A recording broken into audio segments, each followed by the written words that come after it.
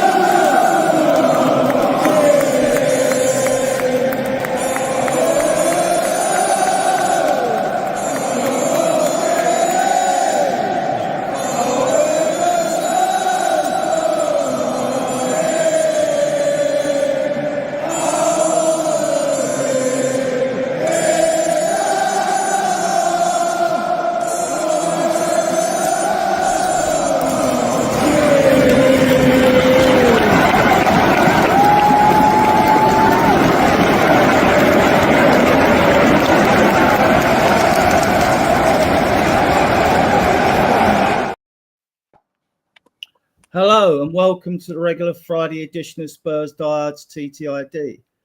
Tonight we're going to get straight into it, guys. We're going to discuss the current circumstances and situation at the club. I've got two excellent guests and fellow co-founders here, EMF and Mark Cousins.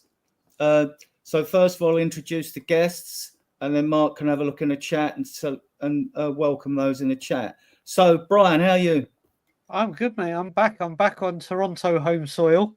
I went home from home and I've come back home from home. So all good, back in Toronto, and great to be back with you four people and obviously everyone that will join us in the chat. And Kuva, how are you doing? Yeah, end of another Spurs week, another bit of joy it's been. Yeah, things are looking up, aren't they? Ian, how are you?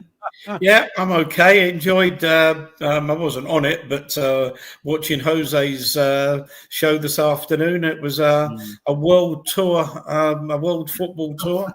He must have done, I don't know, 12 games or something.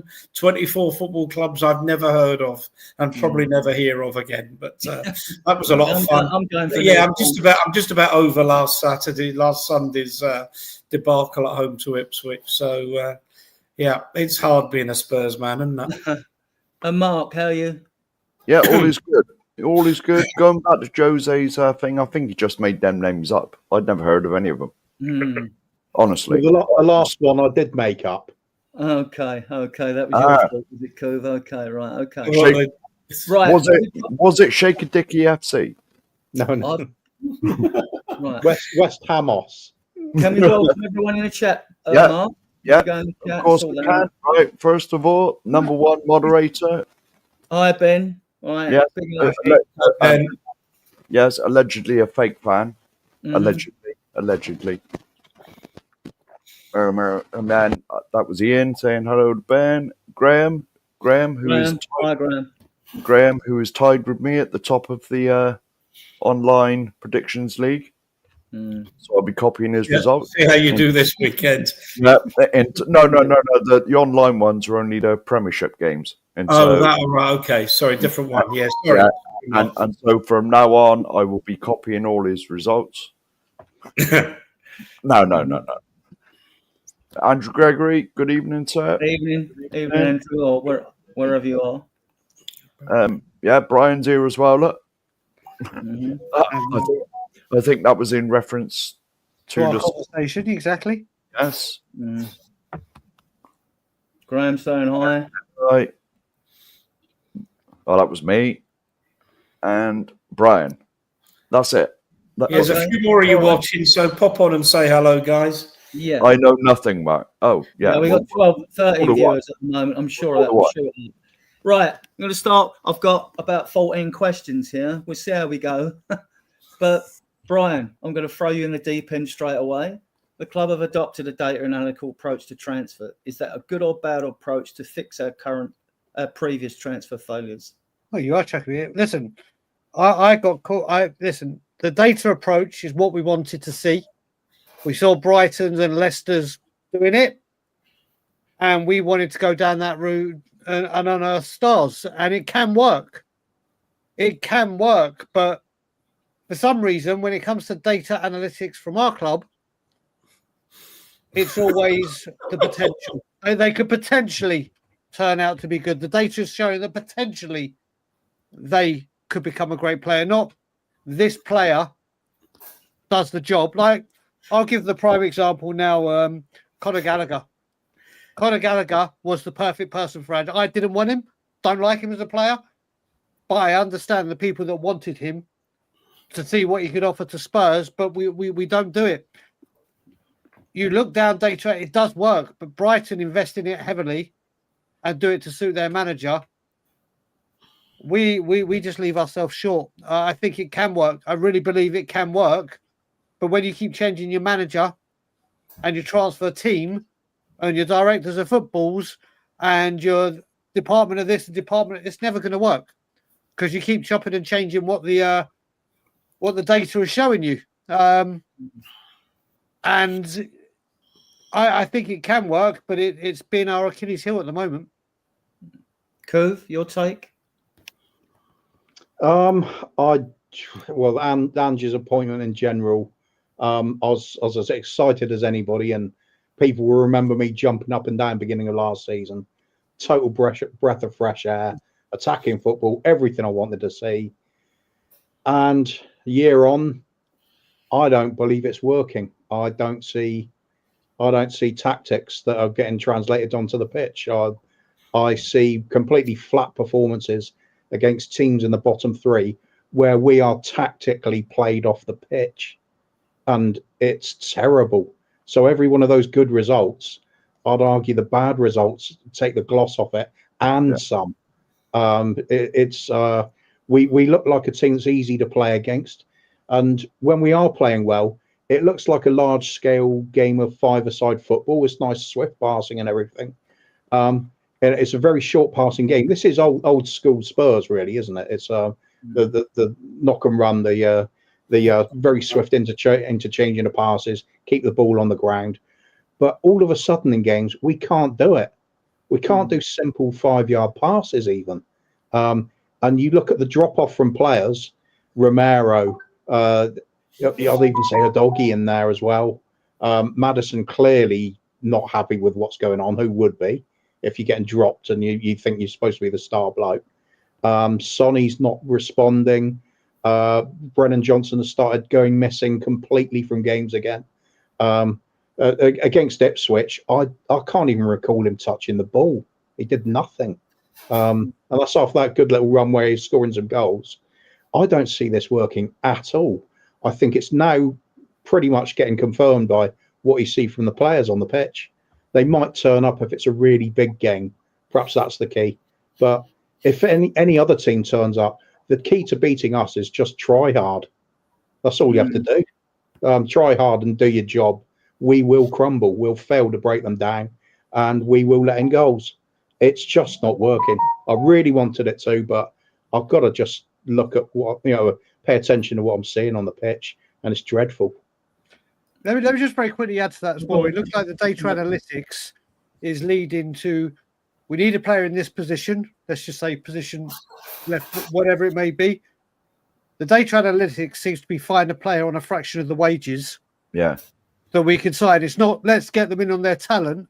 Let's not get them in on what they can offer. It's, can we find a player that we can get on a cheaper wage? Forget the money being spent on the transfer fee. The data seems to see, let's see players that can fit the role on a fraction of the wages that we've been paying. And it won't work that way. Ian? Yeah, I mean, going back to your question. Well, hang on. We have we were a little bit behind playing catch up with the analytical approach. Yes, it can work, but it is with everything in football. It's not just this or just that. It's a combination of factors, and the analytics is one thing. What do we need from a player? What does he do? Where does he deliver? But then the second is, do they have the attitude? Can they adapt to, for example, the English league, and a thousand things? And I'll give you an example of where it isn't working. Is Timo Werner. I mean, people forget just how much Werner fits what Ange wants. He reads the game, he anticipates, he's got the pace to get behind the fullback, he runs into the most phenomenal positions. No one else is getting one-on-ones, only Werner, and that's not an accident.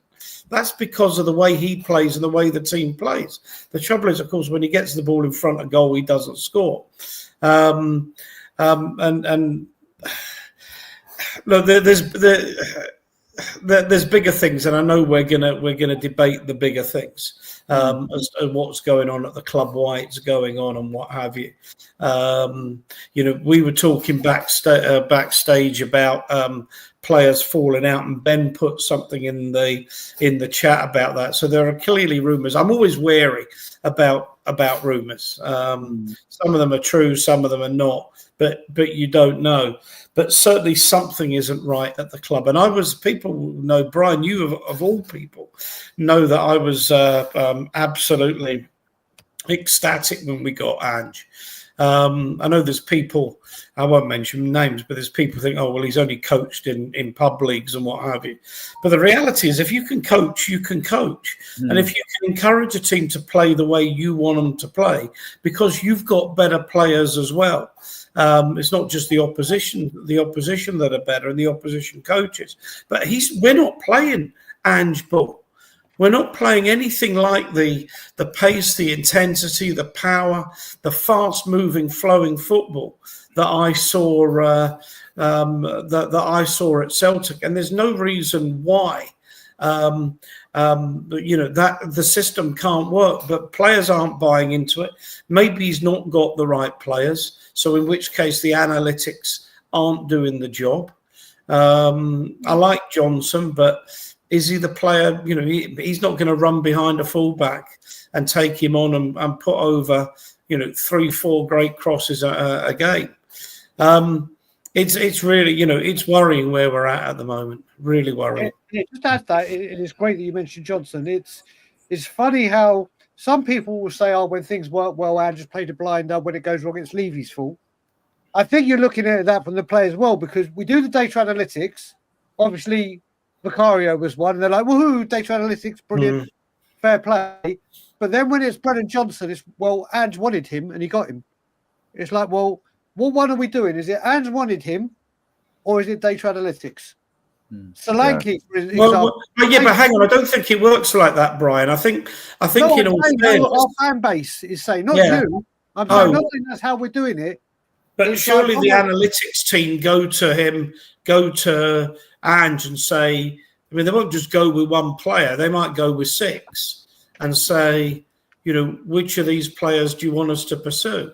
Could do. I mean, I think Johnson's a really good player, but whether he does what Ange really needs him to do, the kind of things that Jota and Maeda and what have you were doing at Celtic, trickery, speed, power. Yeah, I mean, the big problem I have with this data-driven approach is, how do you show in the data what a player could have done but didn't choose to? How do you show what their character is? How do you show how they respond to certain bits in the game? It's none of that. And I remember hearing the story about us. Well, in fact, didn't we get rid of some of our coaching staff? Because basically Levy had said to them, we're going with the data-driven analysis now. Well, it was Pleat, David Pleat. There we go. Of course it was. Yeah, you're right. So you're replacing now somebody immensely knowledgeable about the game of football that's time and time again picked out great players for the club, knows a player, can spot the talent easily, with basically what I'm going to call, quite derogatory, a bunch of kids at computers putting together Football Manager data. And it shows. It really does show. when Liverpool did this, they still had their scouting network intact. What they're looking to do is squeeze that extra 5% out of players. If they've got two similar players that they know are going to be devastatingly useful if they buy them, they want to then start analysing which one offers that little bit extra, and they apply that on top of it. The rest of it is basically playing Moneyball. Like it works to an extent. Brentford do it as probably the most successfully out of anybody. You could argue Brighton a little bit as well, although they always maintain their playing style and they've got everything right there for the club their size. But with us, it's like we constantly abandon one system of doing anything in favour of another, with no real longevity given to either. It's like it doesn't work, so we've instantly got to change, flip-flopping right the way through, which is why you start getting flip-flopping fans like me. I'll believe for 5 minutes, and then I won't believe the next 5 minutes. Yeah. And it's I don't see it changing. Mark, you haven't said nothing? No. I was just chilling out. All right. I'll go on to Brian on the next question. No, hang on a minute. Hang on a minute. No. You can ignore you if you like. I was going to say, and Kuva's basically just said it, right? That it's all right having this like data stuff and like basically playing FIFA Manager. You know, you pick the one with the best stats, but the best stats isn't the eye test. The eye test says a lot about a player. You know, because Ian said as well, Werner is perfect for Ange's system, but when you see him, you think, why the hell did we buy him? You know, you know. I mean, and so surely you've got to have some eyes on the ground looking at these players. You know, because no one in their right mind would have got Werner in twice, surely. I mean, his stats, Werner's stats, all bumped up because of what he'd done in his first few years. Because since he left wherever he was in Germany and went to Chelsea, he's been absolutely hopeless. He couldn't score in a certain establishment with a handful of tenors. I mean, I don't think we adopt the one-dimensional approach. I think the approach is like most clubs. No one person is given the purse to spend the money. So like Johan Lang, Scott Munn, you've got the chief scout, and you've Rob McKenzie, you've got a first team scout, Max Legger off of Bayern Munich. We nicked him off. So you've got those, and you've got Ange, and so they have to agree. And I'm pretty sure. I mean, we do send scouts to these games, so we do the data analysis, decide, okay, that player interests us. We send scouts to look at them. My concerns are like, do we actually do a psychological profile on these players? How do we end up with a player like Ndombele? How do you end up with players with a bad attitude or haven't got a winning mentality? Why isn't there more aggressive players in the squad? I said it 2 seasons ago, and even though the squads evolve, we seem to have a group of passive players. Winners fight for the ball, not the fight for the ball. Remember the days when the ball would go out for a throw, and if players weren't sure, they'd have a tug of war with the ball and all that. That's what you want to see on the pitch, a bit of fight, and we're lacking that. So I'll move on to the next question. Brian, we're seeing the best and worst of Spurs this season. Why do you think there has been such a contrast in our fortunes? Because there's no leaders in this football team. There's no set standard of professionalism. There's no... You go back in the days, whether you want to talk about the man behind Mark, Gary Mabbott, whether you want to talk about Steve Perryman, whether you want to make this broader, and you look at your Alan Hansons back in the day, or Tony Adams, as much as I hate to say that name, your John Terry's, as much as I hate to say that name, you can go, your Steven Gerrards, your Frank Lamb, all these players, the standard was here. Or let's say even higher than that. Not just on the pitch, off the pitch, the way you conduct yourself in the training ground. Everything. There was a level of professionalism and something that was acceptable. We've had it at this football club for coincidentally around 24 years. Well, there's no leaders here. And if the leaders do speak, they're not around for long enough. I've been saying now, my new saying for Spurs is when the going get tough, the weak go running. Because that's what we do. When things are good, like you said, when the best side of Spurs is there, is give me the ball. I want the ball. I'll run. I'll do all this. Let me have a little trick. Let me get there. Let me bust the gut to get into the box.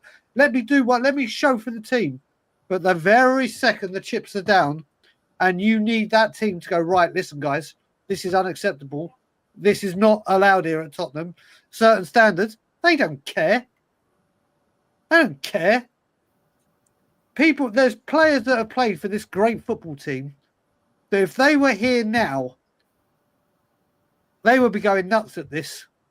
There'd be problems in the dressing room because they'd be like, this is not acceptable. There's no leaders. There's no nothing. And it's accepted. It's accepted. And we'll hear players go out and go, oh, we learn from this. We grow. We come back bigger. We come back stronger. And you look at it, perfect example is Ipswich. When that team came out against Galatasaray, everyone was like, oh, he's resting players for the Premier League. This game doesn't mean anything. Or in the grand scheme of things, the Premier League is more important. I was kind of the other way. I thought getting away with it Galatasaray, those first teamers would have thought, right, we've one of the most hostile places. Maybe we can do better. But no, they all had a rest. Players like Sonny came off at half-time or whenever it was. Oh, it's all good. They'll all be relaxed they'll all be ready for Ipswich. They'll all be ready. This is going to be it. They do that. They do that. There are, listen, Ian was saying, well, I'm sure when he comes to it, he'll speak about his frustration in the Ipswich game. It's like the Palace game. There's no one. One of the things I commonly say as well now, Romero's quick to be slapping and punching people, all fun and games when someone scored a goal. When the chips are down, you're a leader. You're a so-called captain and in part of the leadership team. Well, fucking lead. Well, do something. And that's why we are where we are, because these players don't care. There's no leaders. There's no standards. There's no accountability. There's no nothing at this football club. And it will continue. This is the whole thing. There's no leaders. There's no accountability at this team. None. Kuva? Yeah, it's the overall picture, isn't it? Right the way through the club. What is always the objective for a season? It's the same phrase every single season: to be competitive. It means nothing. Ipswich are being competitive. What's the difference between what we're doing then? I'll tell you the difference. Because when it actually comes down to it, they do put in the effort. Our players at the moment look like a pampered bunch of prima donnas that can't be bothered. If there's any effort involved, forget it. They can enjoy it when they've come up against a big team, because suddenly we're the underdogs and everybody expects us to lose. So they'll put in the effort there for, trying to, to prove people wrong for all of a sudden. Then they play somebody they're expected to steamroller. And I would say, with all due respect to Ipswich and Crystal Palace, but no, why should it be due respect? The club our size should not be given respect to clubs their size. We should be steamrollering them. We should be winning 2-3-0 as a minimum. We spent hundreds of millions of pounds on squads. They've spent fractions of that. Ipswich, they're cannon fodder. They're going to get relegated. They turn up and play us. Suddenly, they got hope of staying in the division just because we are that much of a pushover. They knew they were going to beat us.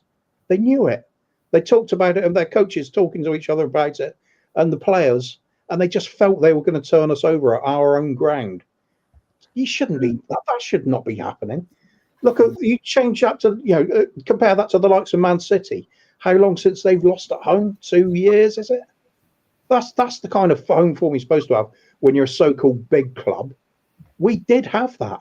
We had that under Pochettino last season at White Hart Lane. Last couple of seasons, fantastic. We had a fortress. All that's gone now. We just got a nice stadium. It's not a fortress. The promising results we have had there, they didn't last long. As soon as you get one of those horrendous results like the Ipswich one, all of that feeling is washed away. Clubs don't fear us. We're a team that will roll over, and we'll roll over again and again. And Brian's right, leadership.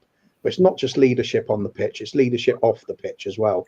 And Kuva, that quote by Ferguson, lads, it's Tottenham. I don't know how many years ago that was, 20 odd years ago. This predates Levy, and it predates Scholar, and it predates Sugar.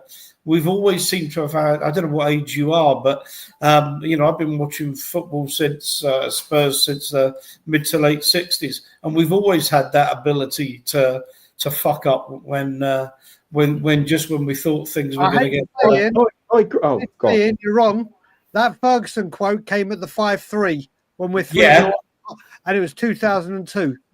Celine. Yeah, but what I'm saying, but the fact is, he didn't say, lads, it's Tottenham based on today. It was based on, lads, it's Tottenham for the last.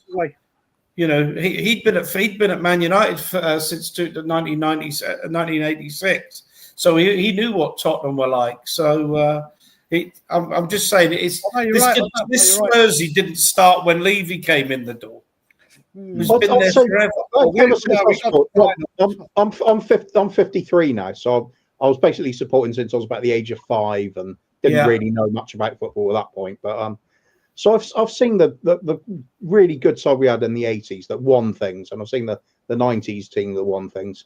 And what I'm noticing now, and it's not just Ange, saw it with Conte as well, saw it under Mourinho too, is the team, when it does lose, it's so passive.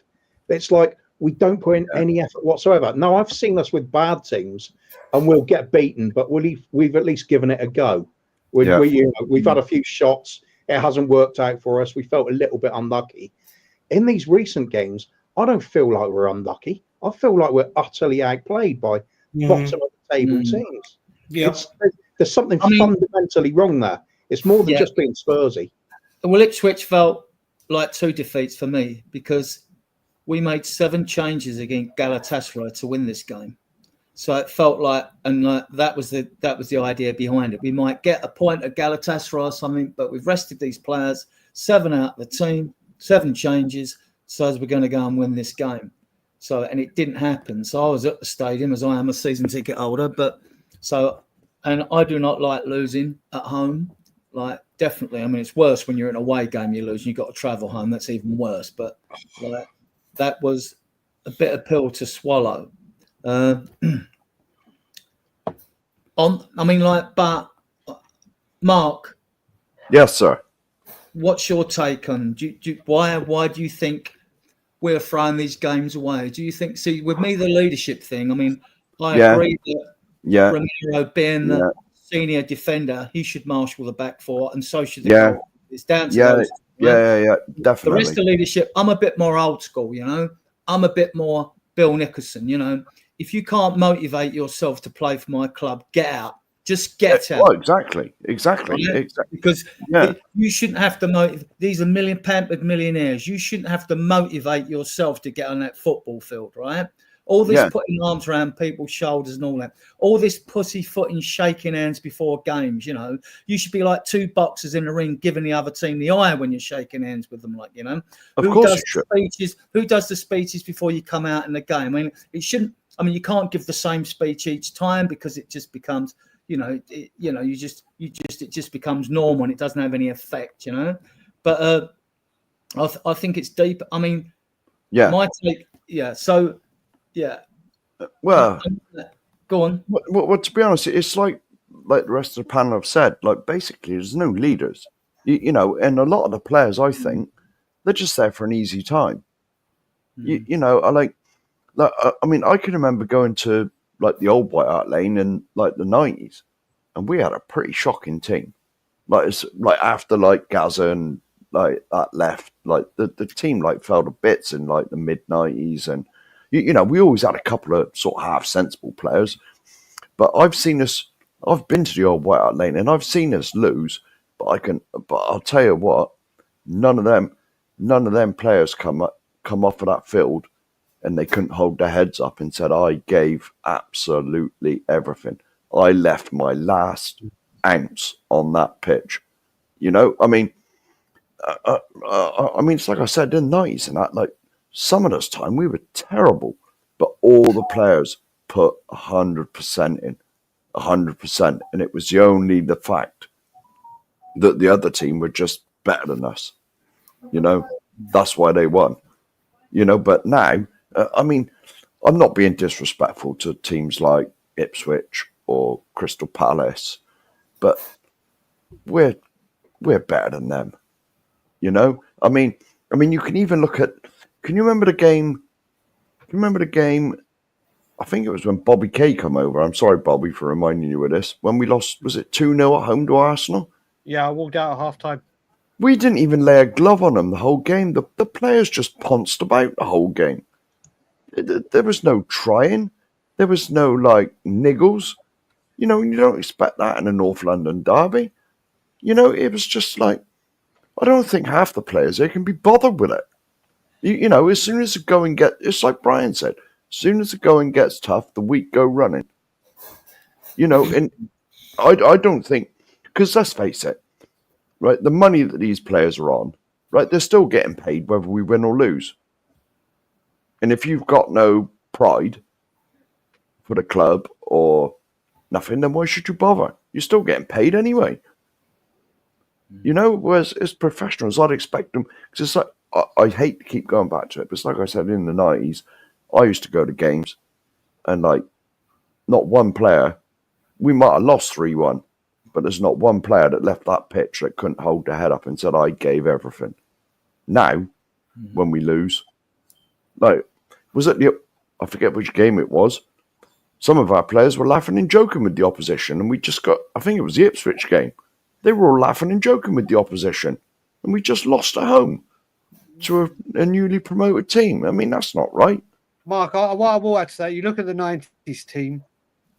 If the 90s team, if the players that I'm going to mention were in this team right now, Eric Torsfet, Justin Edinburgh, Gary Mabel, David Howes, Paul Allen, Paul Stewart, Paul Gascoigne, Gary, there's 8 players right now that would be demanding better. They would say, Christ, not on our watch. There's 8 players. One I mentioned there, I'm going to mention him again, and it's Paul Allen.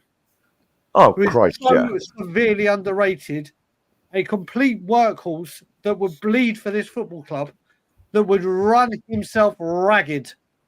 May not have been the quality of Maddison, may not have been the quality of Sonny, but he would give every single thing. I've always said it. When you wear our shirt, the very, very least, you should fight for this badge. Badge with honour. Win, lose or draw, the least you should do is fight for this badge. The respect of this badge. They don't even do that. Brian, can you imagine a Graham Roberts in this team? Well, put it this way. Some of the players in the team today would be leaving the field with less teeth than Graham Roberts has got. Hey, Razor Ruddock. Well, yeah. He'd beat them all up. You know? People like that, they'd be like teeth all over the thing where like Graham Roberts or Razor Ruddock could knock them all out. Yeah, now they've just got to make sure the feng shui is all good in the training ground. Well, exactly. Right. I'm going to give Ian the next question because I keep starting with Brian. Ian, fans' impatience for their lack of success is understandable, but are we any closer to success with the present squad of players? No. In short, no, I don't think we are. Next question. Move on. Next question. but you know, where there's life, there's hope, Adrian. And at the moment, we're still after the. I mean, people are moaning about Galatasaray. I genuinely wasn't worried about Galatasaray at all, not a bit of it, because I wanted us to keep players fresh for Ipswich on the basis we beat Ipswich and go third. Well, you know, what is it? What's that expression about? I tell God my plans and he laughs. Something like that. Anyway, but while we're still in the Europa and we're 7th, having lost at Galatasaray, with some, I don't think we've now got a difficult fixture. I think the rest of them, not so we'll win them all, but I think the Galatasaray away was always the most difficult game. We've got a home quarter final in the League Cup, the Carabao Cup, and you know, going back to when we were a big cup team in the 80s and 90s. If you got a home quarter final, that was all you could hope for, because you were then amongst the big boys. Whether Man United get a big bounce from Amorim and scalpers, I don't know. But if we get into the semi-finals again, there's hope, and then we will be closer. But at the moment, I don't see these players being able to deliver consistently enough even to win a cup. I hope I'm wrong. I hope when they get out against, you're only talking 3 games. Surely, the players can produce 3 big games and win us a cup, and that takes a lot of pressure off everybody and gives us all our mojo back. But at this moment in time, I don't think we're closer now. Kuva? Yeah, I think Ian's absolutely right. I think we're lacking the consistency to do anything at the moment. Those defeats against bottom 3 teams, they weren't just unlucky defeats. We were absolutely handled. We were managed. You had aging forwards shoved into their team against Ipswich, who bossed our entire defence. It's not just that there's a lack of quality at times. Sometimes it looks like a lack of quality, but the overwhelming feeling with our team is there's no effort going in. It doesn't matter. Players, when's the last time you saw players got angry? Remember, you used to see Romero lose his rag in games and get himself sent off and booked for things. He's been booked once this season. He's playing well within himself. He's playing a very passive sort of role, and so's the rest of the team. I don't see any sort of bite. I don't see any fiery aggression going in. It's just nothing. They're going through the motions already. When you lose in the way we did to the likes of Palace, you'd think, oh, that's a one-off. That's an anomaly. We won't see that again. Very soon afterwards, the Ipswich game, which you could say was even slightly better than the Palace one in some ways. The Palace one was god-awful to watch. The Ipswich one was frustrating, and we deserved to lose it, though. And these are bottom-level teams. These are teams struggling to stay up this season. What the hell are we doing? All we've got is that little bit of quality that we paid for in certain positions that does fire occasionally. If it wasn't for Kulusevski this season, where the hell would we be? He's been on fire. He's got the team's almost built around him at the moment. Everything goes through him. And what else is there? I felt so sorry for Solanke in recent weeks because he's still doing all the running he's supposed to. And he must be looking at the club and thinking, what the hell have I just signed myself into? Where's the ball? I'm not seeing it. Nobody passes it to me. And he's getting the same problem Kane used to have for us. He'd have to go out wide to try and get the ball. He'd have to drop deeper into our own half to get the ball because he just can't get the ball to him. Nothing matters. It's infuriating. I was going to. Could I just question something? One somebody said in chat as well. Of course you can. There was some. I'm trying to find the comment itself. I'm with you in a second. Three-legged dog back at. They was basically saying, Ange does character tests on players for a reason. All the players know what's expected of them. It is nonsense rumours that Ange has lost certain players. I'm not having a go at you, three-legged dog, but where have you got anything to back that up with, other than speculation? Because if you say that the Ange is losing the dressing room, and then you look at the performances on the pitch, those things do tend to go together. It backs up what your thought is. Players are not playing for him. But to say he definitely hasn't, and it's nonsense, explain these performances. Explain players not turning up. Explain players turning their back on the ball rather than going in for a 50-50 challenge. Explain them going missing in games. Explain your best defenders not turning up, not doing the basics of defending. Explain all of it. I don't think you can. You can hope, and you can say, I really believe it will happen. You can't dismiss it as nonsense, because look at how we're doing. If it was all going well, we'd be up challenging for the top spot, wouldn't we? We have literally lost as many games as we won in the league. It's not good. The irony of that is we're 3 points off third. We've scored the most goals in the Premier League, 23. And we've conceded 13, which is the same as Chelsea and Man City. But when you look at it and the way everyone's feeling, it doesn't feel like that, does it? Well, the reason it doesn't feel like that is because we scored 4 against the shit Everton, 4 against West Ham, 4 against Aston Villa, 3 against an OK Brighton. They've come in clusters.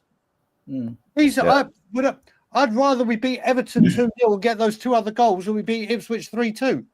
I'd rather sacrifice 4 goals against West Ham and get another goal and equalise against these games.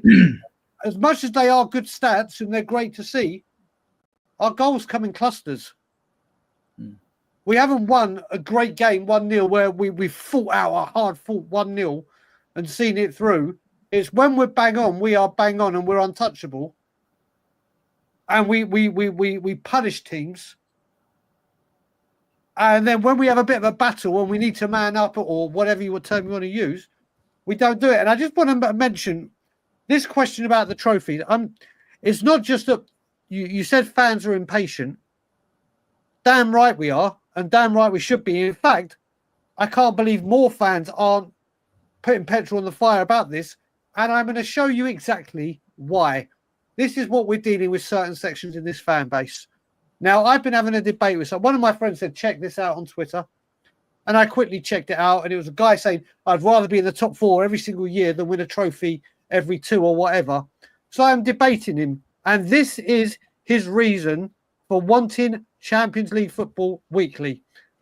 Yearly. The opportunity to watch Ronaldo, Messi, Chiellini, Buffon, Rakitic, Sergio Ramos, Cruz, Aubameyang, etc., and the class Monaco 2016-17 team in the flesh. That's what successive top 4s does. So this guy, as a Spurs fan, wants to have top 4 football regularly so elite players can come to Tottenham and we can watch them against us rather than winning a trophy. I wonder if he enjoyed that Bayern Munich result where we got absolutely ripped to shreds in our own backyard. This is what we've done. Rather than buying these elite players and seeing them week in, week out, playing for our team to get top 4, to win titles, to win cups, to be regular contenders for things. No. Rather than winning a Carabao Cup or an FA Cup, he'd rather we get top 4 so he can see the elite players come to our stadium and watch them for 90 minutes. This is what we have become. This is what is being allowed to happen at Tottenham. Right, I'll stay with you, Brian. My dad would slap the crap out of me. If I said to my dad, you know what? It doesn't matter back in the day. I get to see all these greats come. It'd be like, sort yourself out. And it'd be like, what the hell? I've grown up with the Greaves, the Chivers, the Gilzines, the Mackays, the Cyril Knowles, the Pat Jennings, the Ray Clemences. I can go on and on and on. But I've actually got a fan arguing with me that he wants top 4 football so the greatest players on the planet in Europe can come and play against us. And probably beat us. This is what we are. This is what we are. Question for you, go around the panels. Do we have sufficient seasoned players in the squad when 11 of them are under 24 years of age? Ian? Sorry, Doug. You speak up because I couldn't hear you. All right. The question is, do we have sufficient seasoned players in the squad when 11 of them are under 24 years of age? No, not now. Compared to 24, did you say compared to? No. No, I mean, I was really happy with the transfer business we did. Bergvall, I think, will become a good player. Everyone who saw Gray knows he's going to be a really good player. But that was as far as it went. That was ideal. But that was as far as it went was the problem. We needed players. Everybody knew we needed backup on that left-hand side. Maybe someone that could play left centre-half stroke left back. I still think we need more creativity in the middle of the field. A lot of people arguing for a holding player and probably another goal scorer. I think we needed 5 more players. Odobert, I wouldn't have signed Odobert out of, I think we were too much emphasis on youth. but we didn't strengthen in the areas. We didn't strengthen at the level we needed to strengthen if we genuinely wanted to progress. And I think that was a real disappointment in the end. I'm looking at the chat. We only signed one player for the first team, Solanke, and the wage bill has gone down. Well, that's another question, because I'm seeing things on social media about knocking the wage bill down. I'm not entirely convinced how that, if you're trying to sell a business, that's going to make a lot of difference to a buyer who's going to see the team performing less well, because you've got inferior players on lower wages finishing lower in the table. I genuinely don't see how that works. Contrary to something I read on X, that doesn't affect the balance sheet, and it's ultimately the balance sheet that will determine any sale price. But I do think, and the criticism that Levy doesn't have the ambition. And just when you think, yeah, go on, he's doing this right, yeah, he's invested, and then he goes and disappoints you again. And this is the time. This was a time. He promised us that the stadium would be the game changer. He promised us we'd be able to go out and compete for the best players. I mean, Solanke was a great. This is what's so contradictory. Solanke is a great player, but I mean, I can say, the 40 people watching in the chat and the 5 on the panel. I think everyone would agree he was a player probably worth in the region of 40 to 45 million. Yet we were persuaded to go less than that. Well, no, I don't think you're going to get a Premiership player at his prime for less than that, Brian. But in all fairness, I really like Solanke, and I can understand why we signed him. But we go out and spend 25 million extra on a player that the manager says he wants. And, for Levy, who's as tight as the proverbial duck's arse, he'll spend the extra 25 million on that. And yet when you want him to buy a decent left-sided defender, there's no money. There's no money for it. I mean, Solanke is not Kane. No one's Kane. You just don't replace players like Kane. Oh, no. But, I mean, just one quick thing. And that is, you look at the squad now, and you've got two players in Porro and Udogie who were signed under Conte to play in his system as wing backs, and neither of them are particularly good fullbacks. Porro in particular is a really weak fullback. We keep getting caught time and time again with the same goal, that ball over from the right hand side to the left side of the attack, and Porro being beaten by a forward or a midfield player coming in time and time again. And I'm sure they work on stuff. At least you'd hope they work on stuff. But we don't improve because he's not good enough at that role. He would be excellent if he was playing as a wing back, because it would free him to play the forward role that he's so much better at. And if there was another player there, it would make it much easier for some of his defensive frailties to be overcome. And that therein lies the problem when you constantly change manager. Players get brought in to play a system. A new manager comes in. You can't throw all the players out, so you have to work with the resource you've got. It doesn't work. You get another manager in. He's got different ideas, and rinse, as we've all been saying on social media, rinse and repeat. Before I come to Brian and Cooves, Mark, your take: do we have sufficient seasoned players in the squad? No, definitely not. Last season, I'll give you my, because we've got different perceptions of it. I mean, others will. I mean, to me, a seasoned player from my point of view of watching Spurs over 6 decades, like season pros to me is one that's got 3 seasons under his belt. First season he'd be a 1-season wonder. Second season he proves he isn't a season wonder. And third season, yes, you're there. So nowadays, I don't know how to work that the way you have bigger squads nowadays than you do now. So to me, you'd be talking at least, if you said you give them half the league games, you'd be talking 60 games under their belt for me to be a season pro.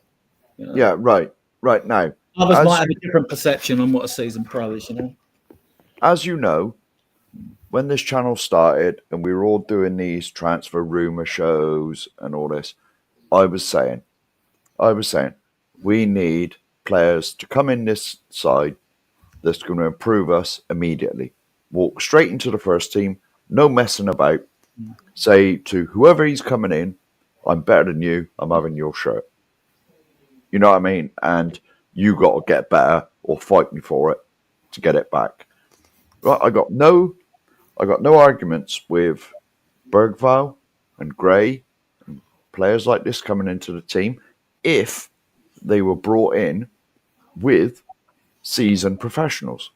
But as per usual, this club trying to save a couple of quid here and there, we've gone down the youth route, right? Not that this was announced to any of us. And people like you, Adrian, that pay the highest season ticket prices in the country or Europe, whatever it is, or the world. I'm not sure what it is, but it's something around those parameters. You know, and you're basically now paying the highest season ticket prices in the league to go and watch an under-21 game. Yeah, Mark, can I just come in there quickly? I mean, I was staggered to see what Ben put in the chat. I mean, he's still a young man in his early 30s, I think, playing 2000. Well, I'm not sure he is 30. I'm not sure he is 30. He's about 29, isn't he, Ben? Well, he's paying £2,400. Oh, yeah. Yeah, it's disgraceful. That is an inordinate amount of money to be served up.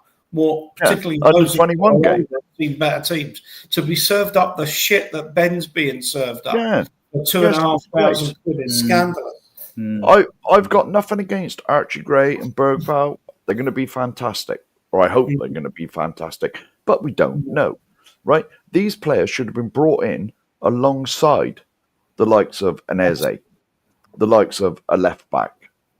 You know, not them or nothing. You know, that's the one thing we are missing. Definitely not. Definitely not. This squad, I believe, has regressed since last year when we had bloody Højbjerg and people like that here. Because of their know-how.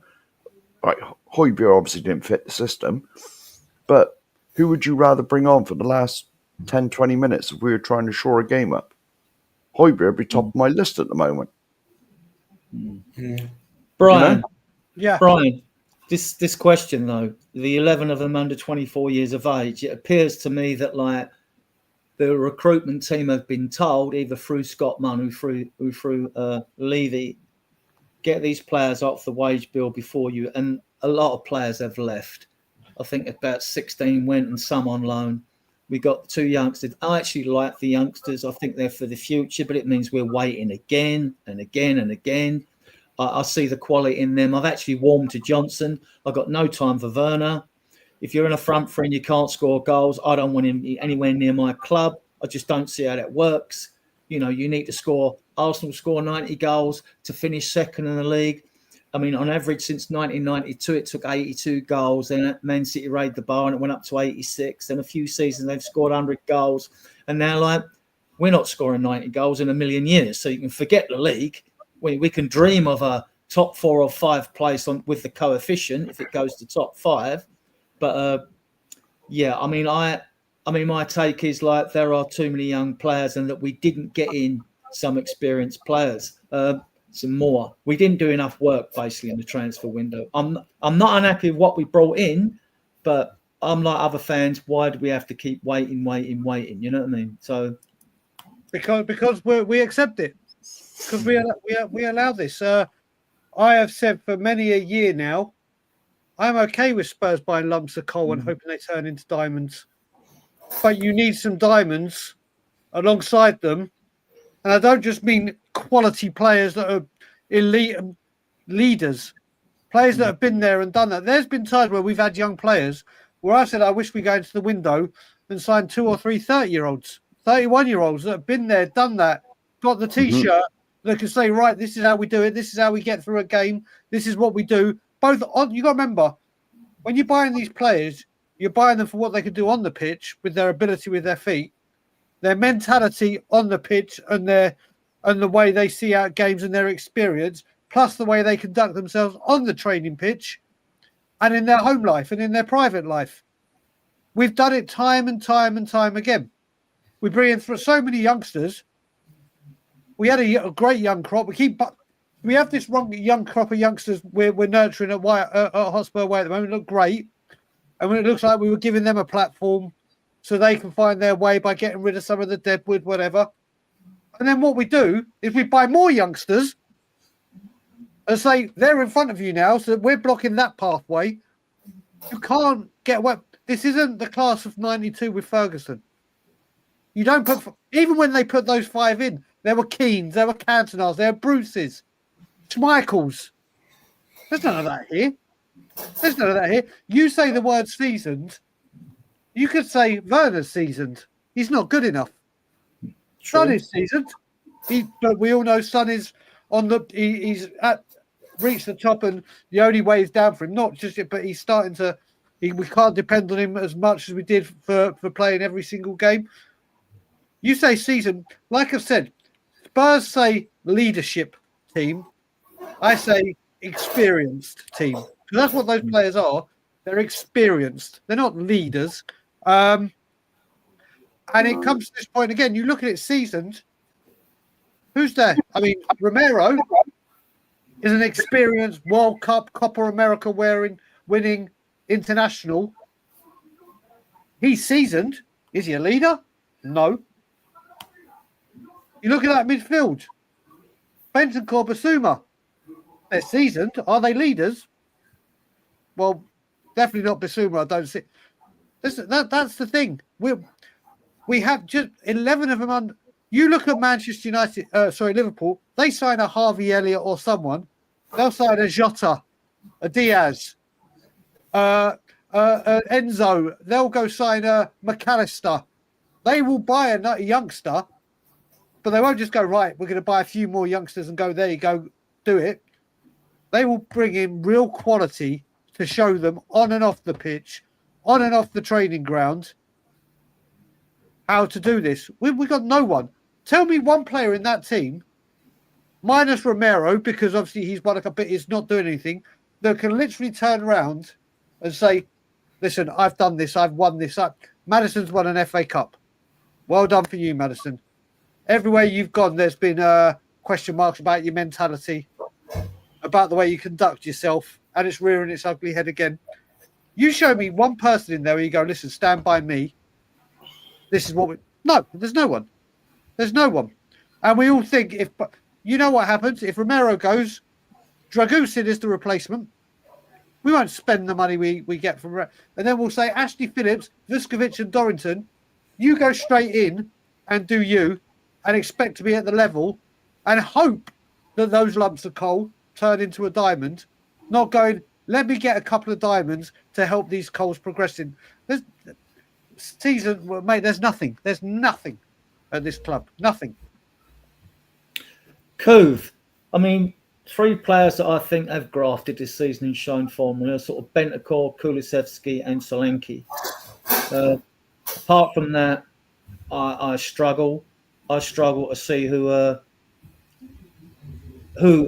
could step up and like. But to me, it's players themselves. They should be self-motivated. They should do their jobs in the position they're doing, and that's not happening, is it? It's just not happening. I mean, if you look, I mean, I don't believe Ange is clueless, like people say, and the fans will come on him about whether he stays or goes later.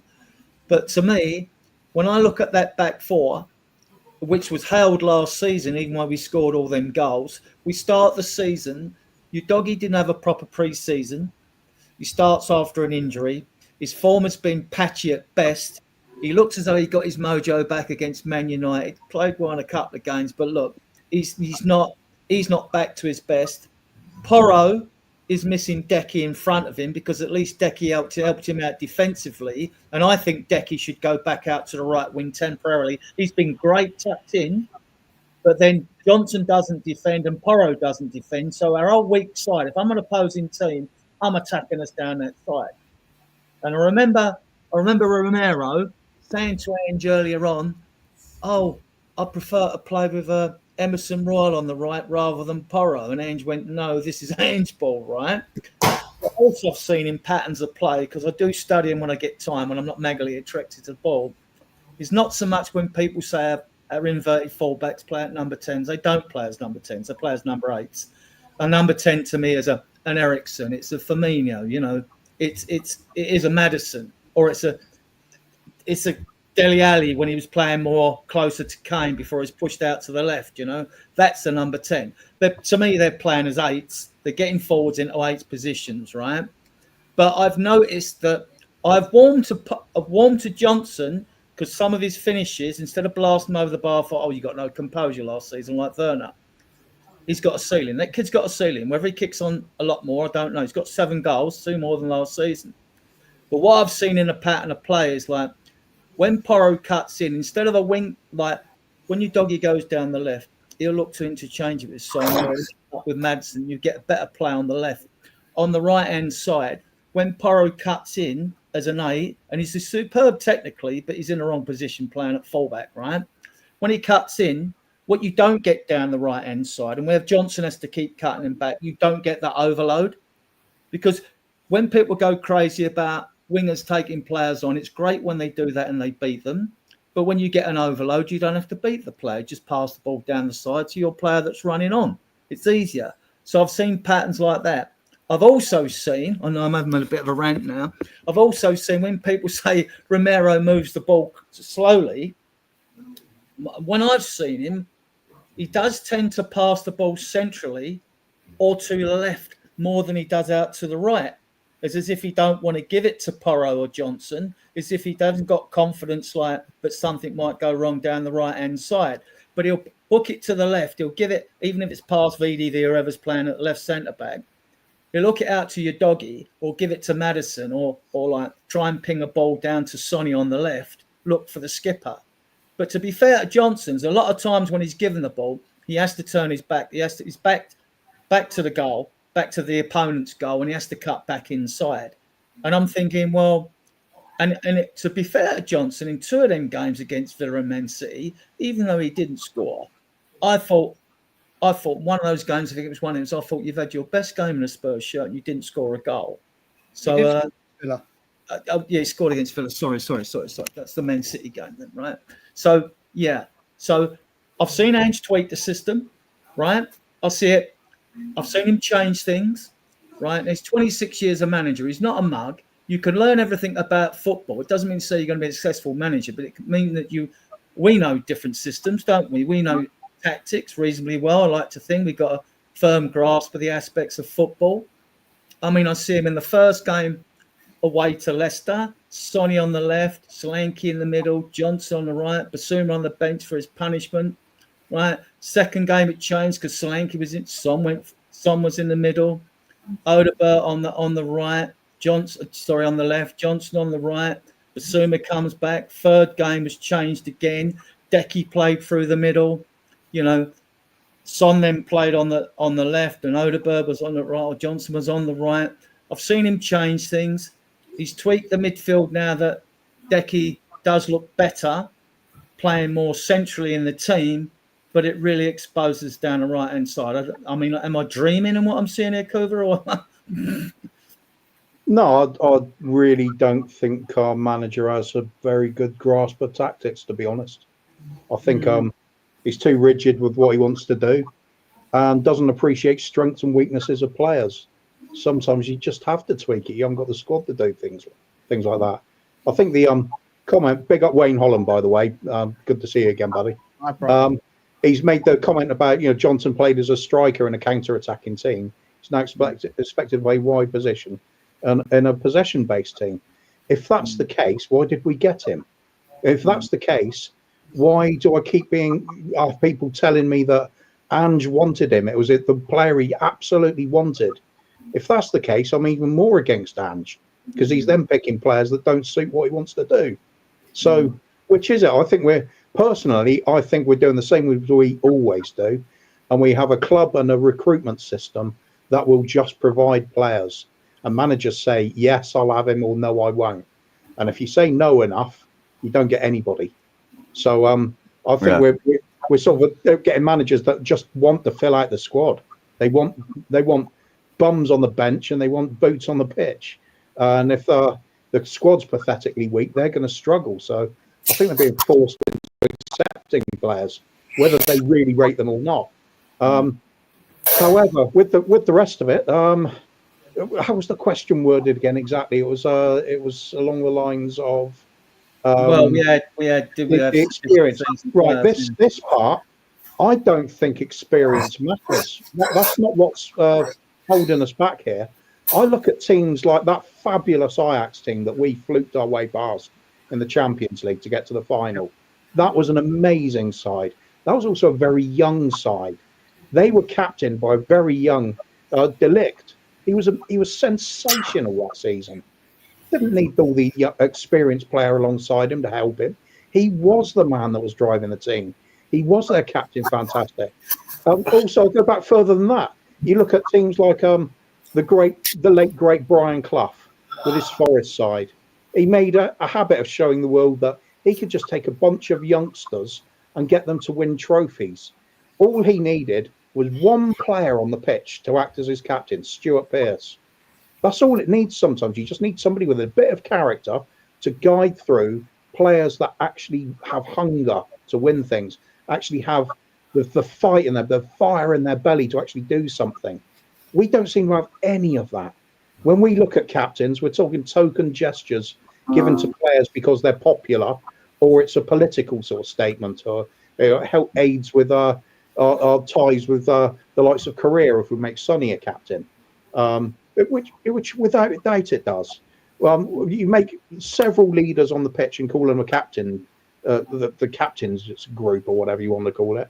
What does it matter if they're not actually influencing the team as they should be? It's just a title. It's meaningless. Yeah. I prefer to see characters coming into this side. It doesn't matter if they're 35 or 18. If they've got that willingness to actually fight for everything, they're way more valuable than somebody that's played 500 games and sits back passively expecting it all to be done for them. We are severely lacking. What I will say, you're right on so many parts. Like with Ajax, though, which is very, very different to us, as we all know, Ajax have a philosophy and a brand of football that has been played for decades and decades and decades. Their academy is like, right, this is the way Ajax play football. When you get to the first team, this is how you play football.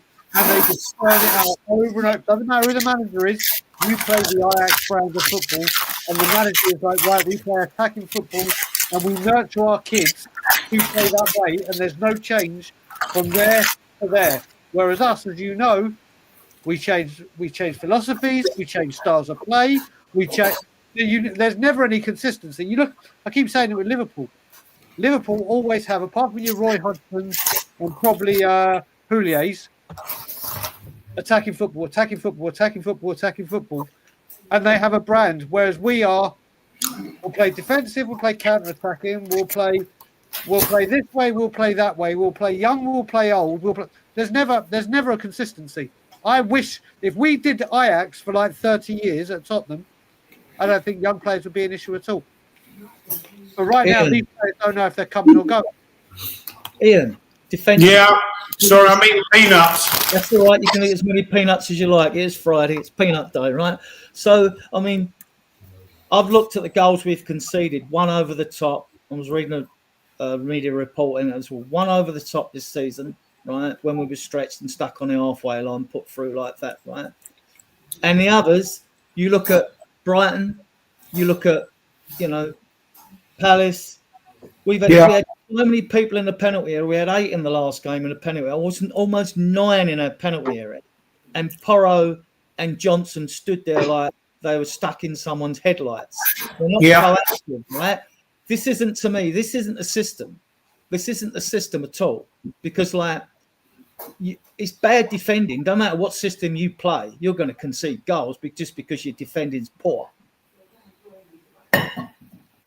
So, Adrian, I am not hearing you very well. Speak up. Right. So, I got the beginning, and then you moved closer to the microphone. What exactly? We got 5 first-team coaches, and we got a goalkeeping coach, Rob Birch. You've got Serge Remender and Nick Remender. They were brought in. Nick Montgomery. They were brought in, did well in Scotland, managed Hibs together. Managed the Scottish under-21s. You've got the existing coaches of Ryan Mason, Matty Wells, and Millie Jedinek. So That's 5 first-team coaches and a goalkeeping coach. That's 6. I mean, are we doing any defensive drills in this team or what? I mean, like, what are they doing? Who knows? I mean, I do think. I mean, people have got criticism that Ange plays one way, Ange doesn't adapt, and what have you. I mean, I'm not sure how much work he will do defensively on those shapes and what have you. And if he is, it's not paying off. It's not paying off, is it? I mean, I'm seriously worried about what's going on at the moment.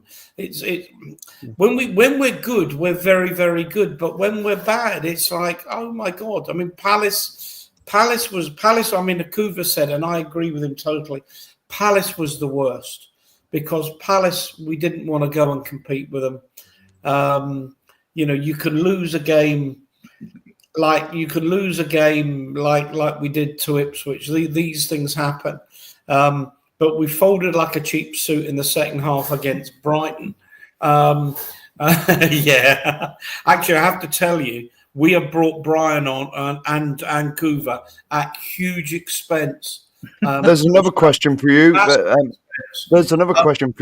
Ian. Ian, if are your peanuts Percy Daltons? No, they're not. They're Asda Zone, Leicester. Not from Lidl. Yeah, hang on, Ian. Just let's get this right a minute. Earlier in WhatsApp, you talked to me about on Jose's show. You talked to me about wines and fine wines and things, and now you're on the Asda peanuts. Really? Yeah, well, yeah, I'm a man of many contradictions, Kuva. I mean, I admit it. Right. I'll stay with you, Ian. Yeah. Right. I admit it. Yeah, go on. Right. Because I'm waffling. In recent transfer windows, has the squad improved in your opinion? Has the squad been? No, have we failed better in recent transfer windows? Because we know our transfer policy has been pretty ropey over. You're trying to remember. I'm trying to remember the last transfer window. I thought we had a really good window. I mean, I'm just going back. There's been a couple where I thought, yeah, we're going to do it when we'll be signing 2 or 3 players, and it's just never happened. The problem is we don't know what the thinking is. I mean, even by the football people, never mind about by Levy. So I don't know what the strategy is. Sometimes you look at any business and you say, well, it's clear what they're trying to do. I don't know what we're trying to do, what we're trying to achieve. I've got no idea. At this moment in time, I have no idea what we're trying to do. I mean, that comment by Eugene, I mean, I said on a stream a couple of weeks ago, we should forget about the league. We actually should forget it. We're not going to win it. I'm not suggesting we should be trying to finish above the relegation zone. But I think if we finished anywhere between say, 8th and 12th, so let's call it 10th, and won a cup, that would do me. That would absolutely do me. I've said since this channel's started, I'd take 17th and an FA Cup. 17th, that gets you relegated. No, it doesn't. 18th. 17th in the FA Cup, bring that on all day. This is true. You'll probably get a manager sacked in all fairness, Mark. Well, to be honest, if I sang, so what?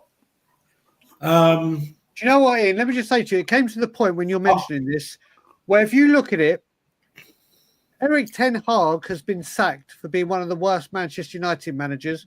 And you won a League Cup and FA Cup. Third in the Carabao Cup, Champions League, and 8th and the FA Cup, and he's going down as one of their worst managers. If someone did that at Tottenham, they'd go down as our best in the Premier League era. Yeah. That's the difference. There are the levels. Right. That's levels. What's your take on our business in recent transfer windows and getting rid of players and bringing them in? Whose go is it? I'm coming to you. Have we failed better? Listen, the way we've got players out this summer has to be applauded. I will, and listen, everyone on this chat and on this panel, everyone in the chat knows my feelings towards the board. Ian knows we've debated about ownerships and whatever, and I will give. Listen, it's all well and good getting them out and saving money off the wage bill, but then you need to replace them. Mm-hmm. With better players. Exactly, with better players. I think the sign of Solanke, when I first heard it, I made a big hoo-ha about it. I wanted Gyökeres. I wanted Victor Gyökeres for Sporting Lisbon for whatever cost and by any means necessary. Didn't get him. Got Solanke. And when I heard he was breaking our record transfer fee, I went nuts. Because always, when I think we're about to break our transfer record, which let's face it, 65 million is a big amount of money, I think of a Hollywood name, not an English. But then after we saw the stats on him and what he could bring to Argentina, I completely get it. And I love Solanke. But why do you buy a striker to get you the goals, but then you bring no quality to give him the ammunition? Exactly. Yeah. Exactly. What's the point of going, here you go, we bought our striker to get us the goals, but we can't get a cross into him for toffee? When the ball is delivered low into the box, which is the kind of goal you look at the goals he scores for Southampton, that's where he scores his goals. And when the ball is delivered low into the box, he's finishing it. So get that bloody delivery in. It's not even that in. You look at him, on his stats, he was the #1 striker in the Premier League last year for headed goals. We haven't got a single player that could cross the ball apart from Porro. Not a single one. I reckon if we asked everyone in this chat, 90th minute, a ball has to be crossed in to Solanke's head. 90th minute, winner takes all for this game. Who do you want on taking that cross? I reckon 99% of people say Pedro Porro. Yeah. But we can't. Listen, you look at it, we get this money. Am I happy with play? Odebear went nuts. But you look at it, it comes to the point players are like, we need players in certain positions. I'm just picking 2 players here from the last 2 windows. Radu Dragusin and Odebear. Just picking those 2. Brian, I expected Porro to be playing wide right before the end of last season. Yeah. But you look at it, like I say, you look at it, Radu Dragusin and Odebear. Yes, we needed cover at centre-back. Yes, we needed a winger. But there's times where I'm like, would I rather spend 70 million, because I think they're around 35 each, and sign 2 players that you don't know what they're going to get? And by the looks of it, Dragusin can't even start and only plays when he has to. Or would I rather Spurs say, do you know what, £70 million, we're going to go get someone that comes into that first team and immediately, well, no debate, he's in that first team. Don't get me wrong. Listen, there is no doubt, and this is me saying it, Ange Postecoglou has been back more than any other manager we've had under this tenure. Has he been given quality, and I mean genuine quality, to make this football team better? This window, 1 player came in, 1, that starts regularly and deserves to. That's Dominic Solanke. Period. That's it. And if you think that's okay for Tottenham Hotspur to buy a striker that needs service but give him no service, and to improve where we all know we needed a left back. We all know we needed a left back. Did we get it? No. Of course. We all know we needed a really tricky winger, someone that can regularly cross that football in and get. We all know we needed it. Did we get it? No. We all know it's all well and good. And we talk about the players going out let's get this right. Before we talk about the players going out, apart from Pierre-Emile Højbjerg and a couple of others, none of the others played regularly for the first team anyway. So yes, we got the crap off the wage bill, but they hardly got into the first team anyway. Now you take out the 16 or whatever players we sold, and we brought in 6 or 7, you're still 11 players down. Yeah. So this window is not good. Kuva, next question. In what order of priority are the positions you would like to see filled? Chairman, manager, team. If they bring their boats, I haven't seen them play, Kuv, so I mean, I don't know if they're good or not. For me, it's more to do with character of player. I just want to see people that are fed red meat determined to win, snarling fighters on the pitch that cannot stand to lose, people that don't want to sit around in their cushy little restaurant and joke away when they know they've just lost to bloody Ipswich, when they know there's a big game coming up and they're not like laughing and joking, posing for cameras. People that actually want to get down and work their socks off and prove themselves and be the best they can possibly be. People with a bit of character, people with a pair of bollocks on them. So which positions do I want to see improved? All of them.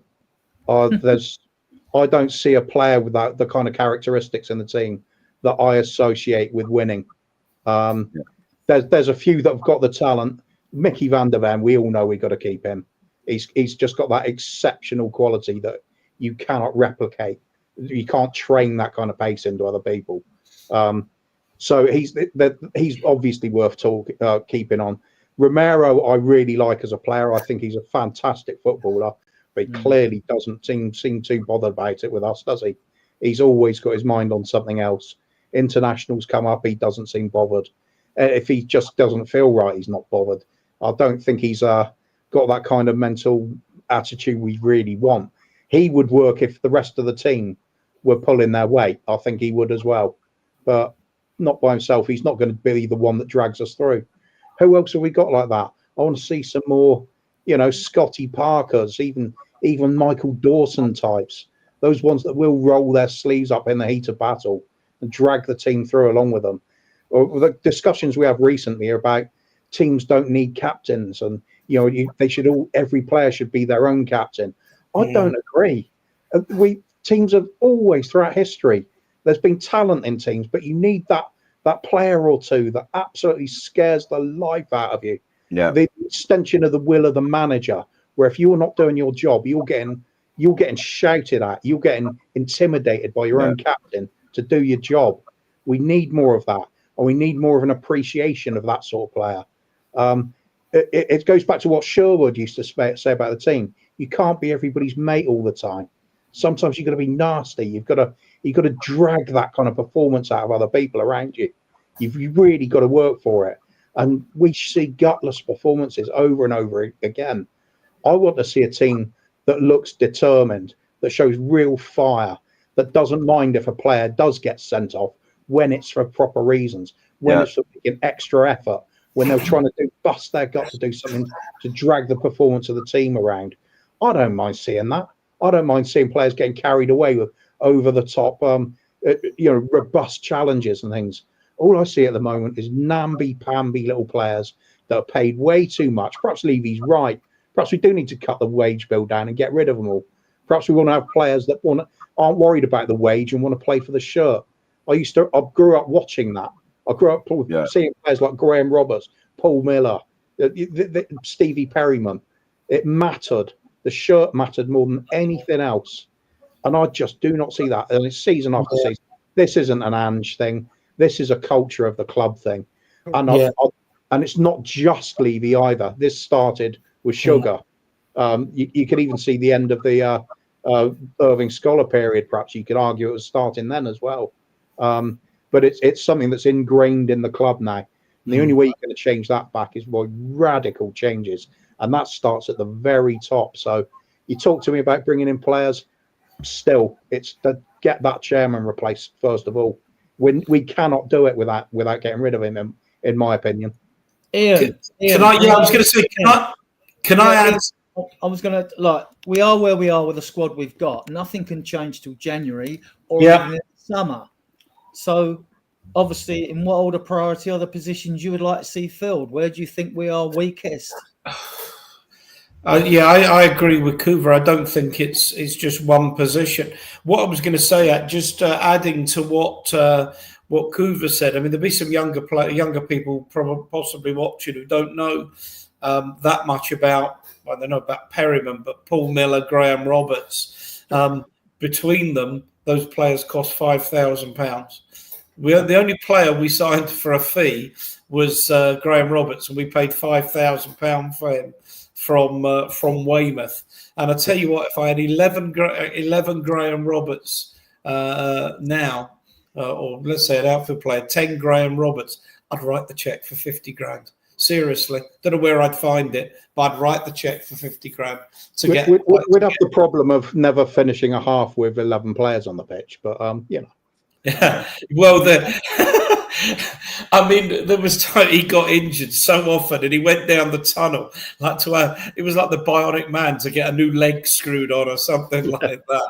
But you'll remember that. But I mean, where do I think we need?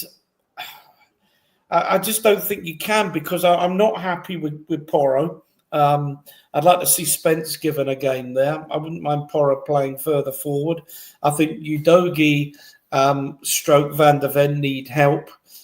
Davis isn't that player, but Davis will do a really good job. We've got so many players in the squad that are better suited to playing 5 at the back or 3 at the back with 2 wing backs. We still need more creativity in midfield. We need better delivery from the flanks. We need another natural goal scorer, someone up front, because if Solanke needs a rest, Solanke gets injured, I don't know who's going to get the goals. Another one we need to get rid of. We need to get rid of some players still. We need to get rid of Richarlison. I mean, the man's made of glass. I mean, enough's enough now. Every time, he was a lovely little assist for the goal against Aston Villa, and he bloody hurts himself crossing a ball. I mean, what the hell's going on? There's a long, long way to go. A long way to go. So Redmond's still got to go. Gill, Højbjerg, and Lo Celso we haven't received any money for them yet. They're all out on loan, so they've got to go. Yeah. Still go. I mean, in my opinion, urgent priority. I mean, I would take a young central left-footed defender from what I've seen if it wasn't Hincapi, because although he's only 22, 23, he can play left back and left centre back, the Ecuadorian centre. I like the look of him. There's been links with Jonathan Tah, who's out of contract, the under 28 German international. That's the sort of experience you could bring in, right? Priorities are left back and left centre back to me. The young ones we've got coming through are not ready. Vaskovic will only be 17, 18 when he comes in, because you've got to be 18 to come legally. And Phillips and Dorrington had that injury last year. These are all kids you're talking about, Adrian. Exactly. Here we go again. More kids. Here we go again. But unless you've got someone that's young, that's really good quality, I think Hincapi would fit the bill and pay the money and get him. Then he could at least double up. I mean, unless you bring Davies back in, I would drop Porro. I would drop him. I would put Kulu back out on the wing, because the way of Luton last year, down to 10 men when VDV scored, he held it up for us. He helped us in a few games by holding the ball up. He would solidify the right-hand side. That's got to be fixed. Udogie's not in the best form. That doesn't help. And if you've got the whole back four like a shambles, it doesn't matter what you do. All you can do is just keep working hard on the training ground and trying to fix things. But Adrian, you go on about the fullbacks, but as I've said about 1,000 times on this channel, both of them fullbacks are wingbacks. Yeah. And it's the same old problem. It's the same old problem at Tottenham. Can I come in on that, Mark? Square pegs, round holes. Pep and Klopp didn't adjust their style for players they had, brought in players who fit their style. But that was the point. Porro, and I said this earlier, Porro and Udogie were brought in to play wing backs. Yeah, for Conte. Under Conte. Yeah. So if you keep changing the bloody manager, you're going to have to constantly change the players to fit the system.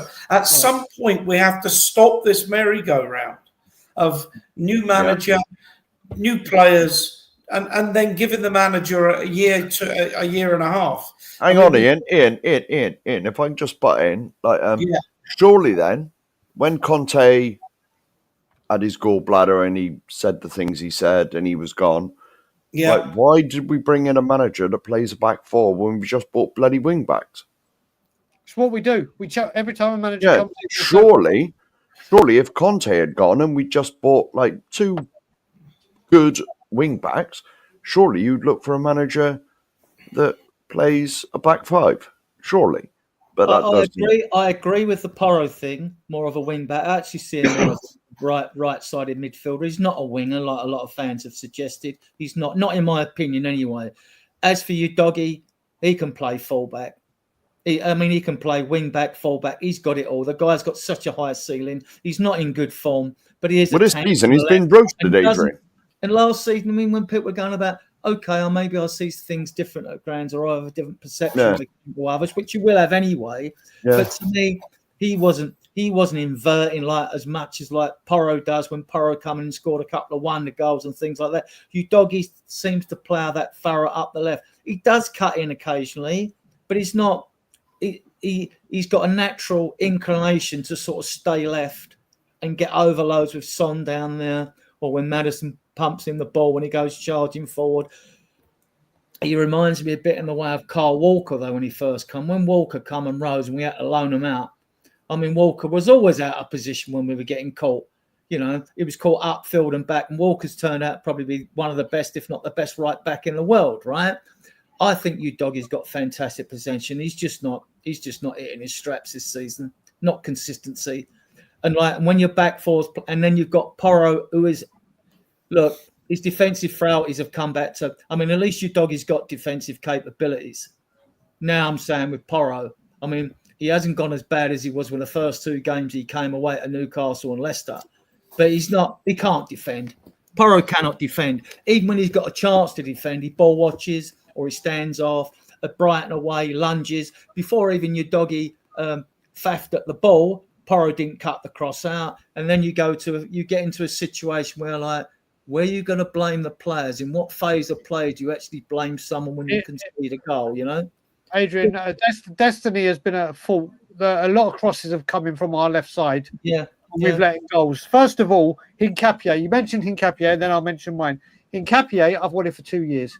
Hincapié is an incredible player.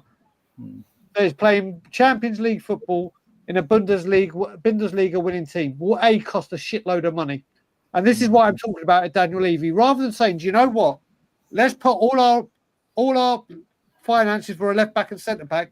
Let's buy one that can play both and play both exceedingly well, or we'll find 2 lumps of coal for the same amount and put them on cheaper wages and hope they turn good. And I think how that one. I think we all know how that one ends up. You all missed the position we desperately need. You said January in the summer, Ian. Adrian, I'm sorry. If we're struggling like we are, we need to be big in January. And I don't want to hear, it's hard to get players. I don't want to hear this bullshit. If Spurs are struggling in 10th in the league and still in the cups, you go get the players. The number one position we need filled is a backup goalkeeper. And when I say backup goalkeeper, I don't mean, I've said it for the whole time Hugo Lloris was here, and it's now happening with Vicario. The goalkeepers that have been signed, the whole of Lloris's time, and the lack of goalkeepers signed under Vicario, they're all shit. They're not there to go, right, I'm challenging for your shirt. Keeley and Gunter are real prospects. Real prospects. But again, here we are, 2-3 years down the line, 4 years down the line. Don't put them in. Look at Liverpool. I would take Kelleher as our first team goalkeeper right now. Or at least he would be genuine. Liverpool have the best goalkeeper in the world, in my opinion, by far. But they have Kelleher there. So if he's injured, Liverpool fans don't go, oh, shit. Oh, here we go. They've got all the faith in Kelleher. He's a goalie that comes in and does a very, very good job for them. As soon as Hugo was out, or Vicario was out, and we see Forster, we're like, oh, shit. Here we go. We all saw a Galatasaray. We need a goalkeeper to come in and say, Vicario, you may be the number one, but guess what? I'm not here just in case you need to be rested, you're injured or suspended. That number one jersey, I'm coming for it. You fuck up, you drop in form, I'm taking it, and you're going to have to get it off me. There is no backup keeper here. There's no... We've done it time and time before. Carl Walker, until Trippier came in, could play as terrible as he wanted, or as he could. He knew, it doesn't matter, I'm playing next game. Until Trippier came in. And Trippier was there. We do it time and time again. There are players at this club that no, even if they play bad, they start the next game because the drop off. Oh, I can just muck about because the drop off. Goalkeeper, left back, left centre. Mate, you talk about left back. We've got Jed Spence, who should be playing right back, but when he doesn't, and Archie Gray goes there, we'll play a centre midfielder that we can play at right back ahead of a right back. We have Ben Davies that can play at left back, and fair play to Davies when he has come on and played and done a bit part. He's done his job. But rather than playing him at left back, we put Spence, who is a right back, on left back because we just we keep doing this. We have players set in their position, but the management don't deem them good enough. So they'll move a player out of position to create that position. I'm done with it. I think we would have seen Spence if he hadn't got this getting over this groin strain. So that was the thing. He picked up injuries, didn't he? And like that's another thing. You keep picking up injuries. Spence has been fit to play in certain games, and he hasn't had a look in. Spence has been fit to come on at right back, hasn't got a look in. Archie Gray obviously in Europe because Spence can't play. We have players that can play in positions, but we think we know best to say, right, well, rather than buying the quality backup competition, whatever bloody buzzword you want to use, what we'll do is we'll take a player out of position and put him there over a player that is specialist in that position. Enough of it.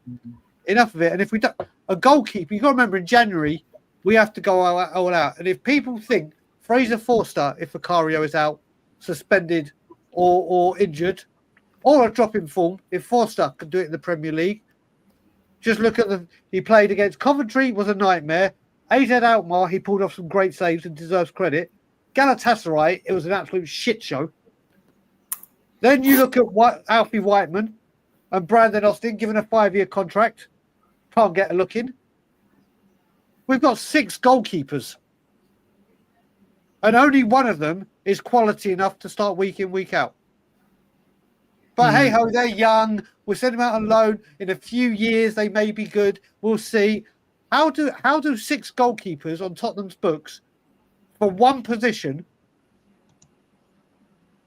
3 of them minimum are going to be going at some point and won't get a look in. But no, we'll keep these 6 on and just do it. Say, yeah, we got look at the squad depth we have as goalkeeper. When only one of them is good enough right now to represent Spurs, and even he's having some dodgy moments. But there's no accountability. I can play shit. I can pass the ball shit. Doesn't matter. I'm going to play the next game.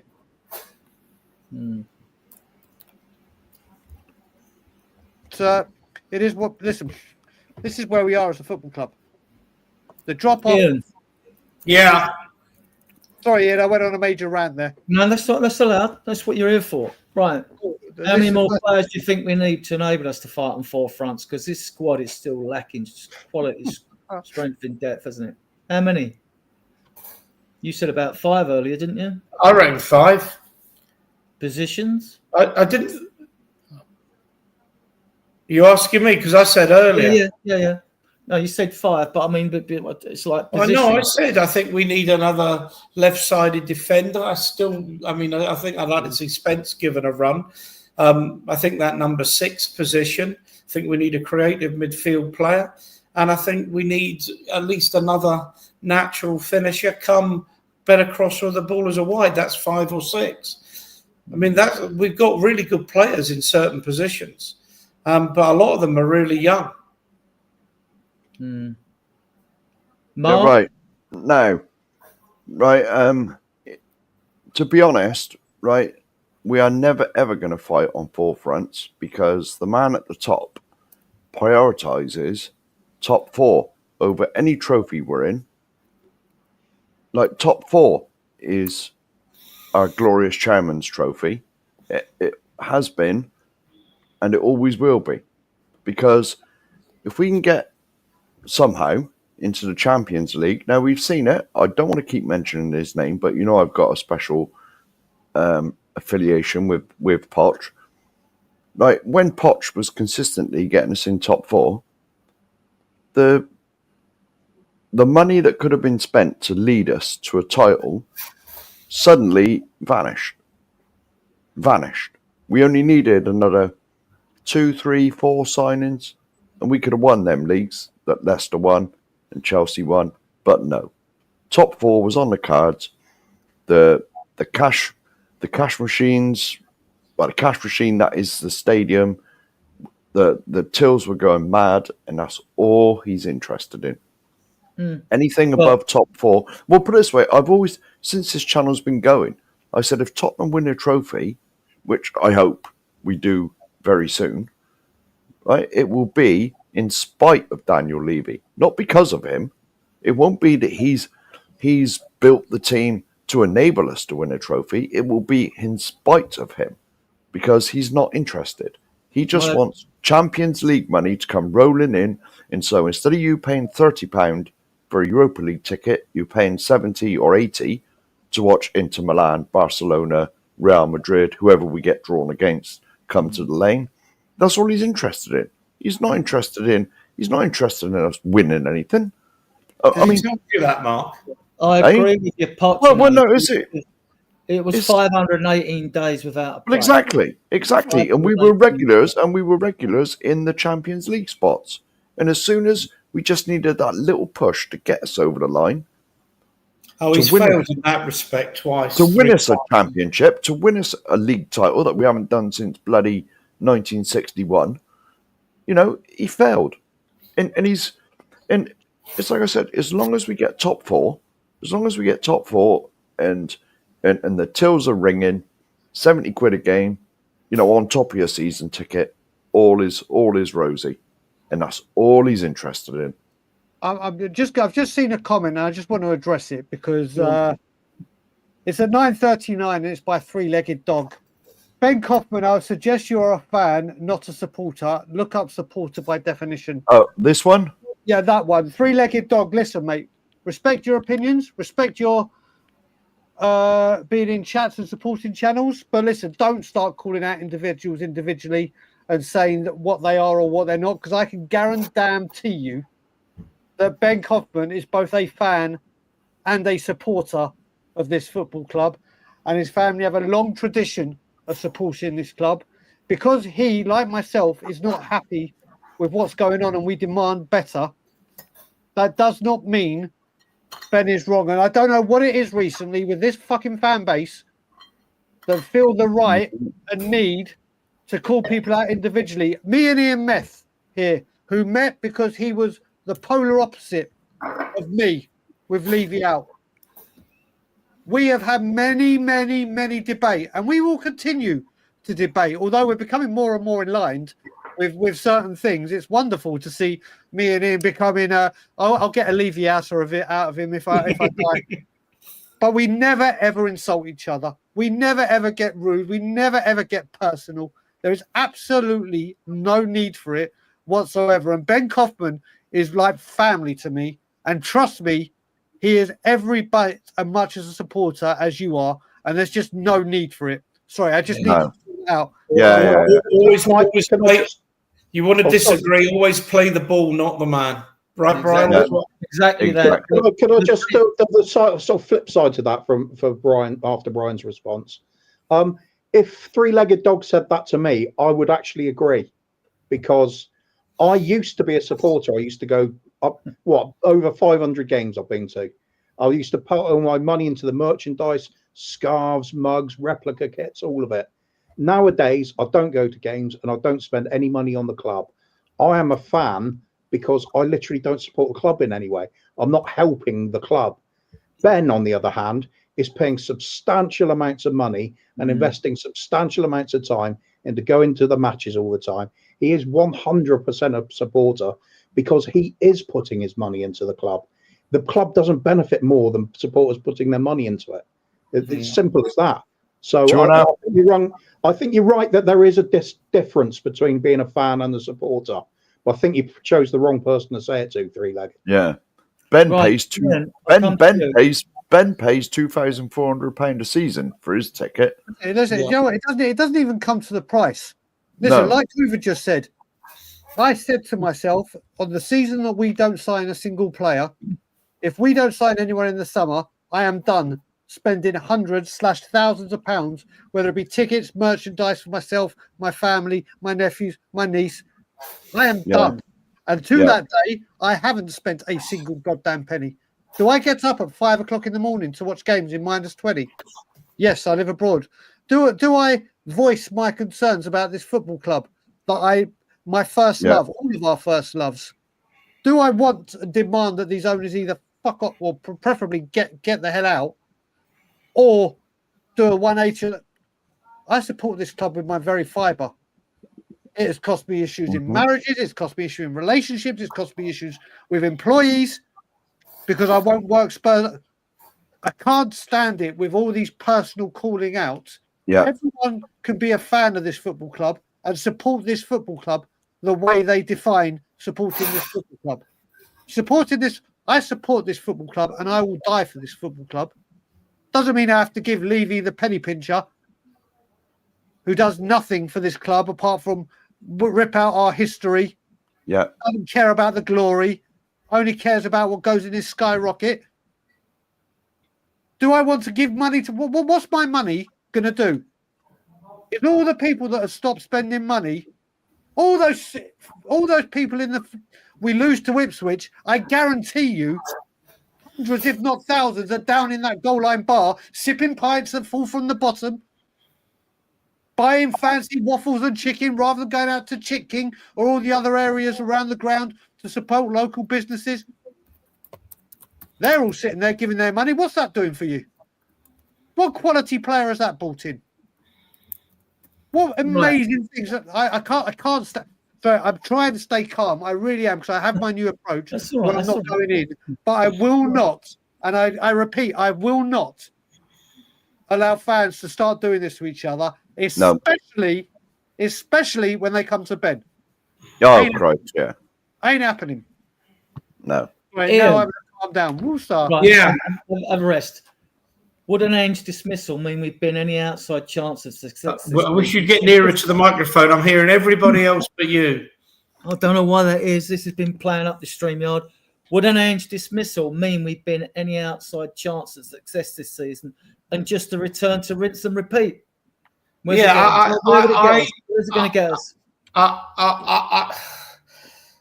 I mean, we were talking earlier in the stream. If I think Ben actually, funnily enough, asked the questions that we didn't. No one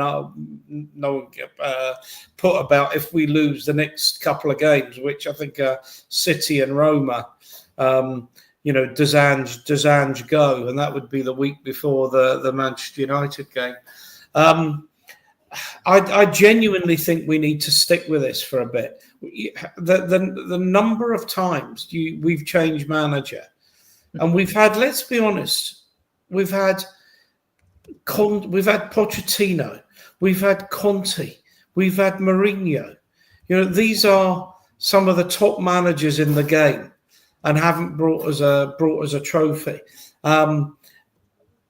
Something has to change. I mean, yeah, we can talk about the change in the ownership, the leadership of the club. I mean, I genuinely don't think there's a change in leadership unless there's a change in ownership. I've said this consistently all along. The Levy out is really a misnomer. It has to be ENIC out, and then there has to be another owner, a proper investor. Kuva and I discussed this, and Kuva's probably come up with, in my view, the best suggestion, the optimum solution, which would be somebody like Amazon coming in, albeit if they had any brains, they would keep Levy to protect their investment.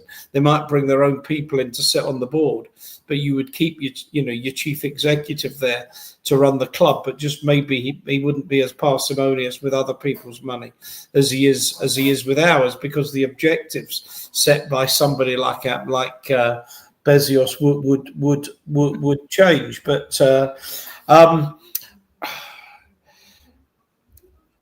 I just feel at some point we have to just invest in a manager and stick with it. I know there's problems, but we live in an era where, social media era, where every supporter thinks they've got the right to call everybody to account, that we come on these bloody YouTube things, for Christ's sake. We all think we're the biggest experts in football. People put forward some good analysis, but he can't do this, he can't do that, he's a pub league manager and whatever. I mean, if you're a decent manager somewhere and someone Tottenham come knocking and you go, why the fuck would I go there? Why would I go there? I might get a year and a half. I might not get the players I want, because unless they're going to promise me 200-300 million to spend strengthening the squad, and I want that written into my contract. You can just imagine that. It's rinse, wash, rinse, repeat, wash, rinse, repeat. At some point, we have to stop this process. And I would like at least to see, let's get to the end of this season and let's see where we get to. But we talk about backing managers. We genuinely need to get quality players, because I think Andy's trying to do a job at the moment with one hand tied behind his back. I think he needs the quality of player. And I know the kind of way he played at Celtic. And we've seen Ange Ball all too rarely. In fact, the best example of Ange Ball is that first 20 minutes against Chelsea, when we absolutely, when we lost 4-1. That first 20 minutes where we absolutely ripped them apart. That was the beginning of Ange Ball. And of course, it all went belly up because we had 2 men sent off and end up getting thrashed. But yeah, I'm keeping Ange. I'm keeping Ange because, one, we need to invest in a manager, and secondly, we have to keep a manager until he's proven that he can't do the job, and we're not at that stage yet. I said I'm judging this season, and I'm sticking with that because I just don't want to go through the rinse and repeat process. Because to me, the squad's got so many holes in it as it is now. What's a new manager going to do? The thing I would question, Adrian, is that, like, we bought Paro and Udogian, who are wing backs. I would question the hiring side of things. Why did we not bring a manager in that plays a back five when we've got the perfect players for it? I'd question the hiring department, whether that's Levy or whoever decides who the next manager is going to be, because we'd already bought like these players before Ange even rocked up. Made me laugh. Well, to me, who did? Well, I did. I don't think you dug. No, look what Graham has put in about Amazon would be a good shout. They could deliver a trophy the next day. Yeah. Oh, excellent. The Prime Cup. I've always wanted to win the Prime Cup. Yeah. I mean, what most managers do, don't they? When things go wrong, they have to sort of tweak their philosophy, and you tighten things up a bit, shore up the back, and then see if you can play to your philosophy later on. But this is now, he's got to fix things, isn't he? He has to fix it. I mean, and I think he's got to drop people. This is a great point here from Ben as well. There's room for him in the team, not because I don't think he's technically a gifted player. He is. This is a great point here from Ben. Yeah, by selling seasoned professionals like Højbjerg, who could do a job if we just made the system slightly less gung-ho and reliant on high-energy pressing. See, this is what I think wrong with Ange. This is why Van de Ven is currently like naffed and his hamstrings keep going, because the way we play football is not sustainable, in my opinion. That's only my opinion. Well, but it's not sustainable. He's decent in a good system, but he wasn't press resistant. He's not quick. His vision wasn't that great. Now, I'm not saying that just picking on things, but I mean, I'm not saying he's a bad footballer in a different system, but he wasn't press resistant. Sometimes it worked for him when he was brought in. Sometimes it worked in desperation when Skip came in as well, but other times it didn't work. So the consistency wasn't there. He still, if you had someone with Højbjerg qualities that gave you a lot more, fine. but he wasn't. Look. If he wasn't, I didn't dislike the player or fault his effort and commitment, but he wasn't good enough, Mark. Can I just answer this, right? It's hard to believe that we beat Only my Aston Villa. opinion, Yeah, it's hard to believe that we beat Aston Villa the week before, but the loss to Ipswich and the overreaction is insane to me. Look, I totally agree with that. it's not just the Aston Villa one, though. You've got to look at Crystal Palace away. You've got to look Galatasaray, that we rested allegedly through that game and rested all those players, and so we could turn over Ipswich easily. It's not just that. If you take the first 10 games out of last season, this football has been going on a steady downward spiral since the first 10 games of last season.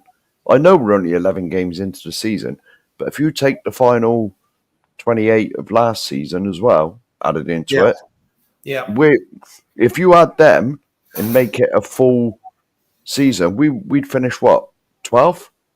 10? I mean, that's the Ange out argument, Mark, and I mean, it's persuasive in its own way. I mean, it is. Yeah, but that's the facts, though. Well, that's the facts, though, Ian. No, absolutely right. Yeah, I mean, there's opinions opinions and hyperbole. That is a fact. You can't. Those statistics don't lie. If you take those 10 games out when we were top of the league, and then you add the last 28 games and the first 10 games this season, I haven't looked it up, but I've seen it in other chats that we'd be about 12th or so in the league. Something like that. Oh, yeah, absolutely. It's mid-table mediocrity, absolutely. Yeah. That's not sustainable long-term. No. I'd just like to see a manager given even 3 or 4 years to see what he can do and maybe win a cup or two. But as Brian said earlier, Ten Hag lost his job having won a League Cup and an FA Cup. God, we would be dancing up Tottenham High Road like there's no tomorrow if we won a League Cup and an FA Cup. Well, that's the standards. Well, that is the standards between the two clubs, I'm afraid. Yeah. The difference is, mate, you're not going to... Listen, I've said it before and I'm going to say it again. I'm as much Ange in as I am Levy out. I have never, and I will never, ever turn my back on a manager.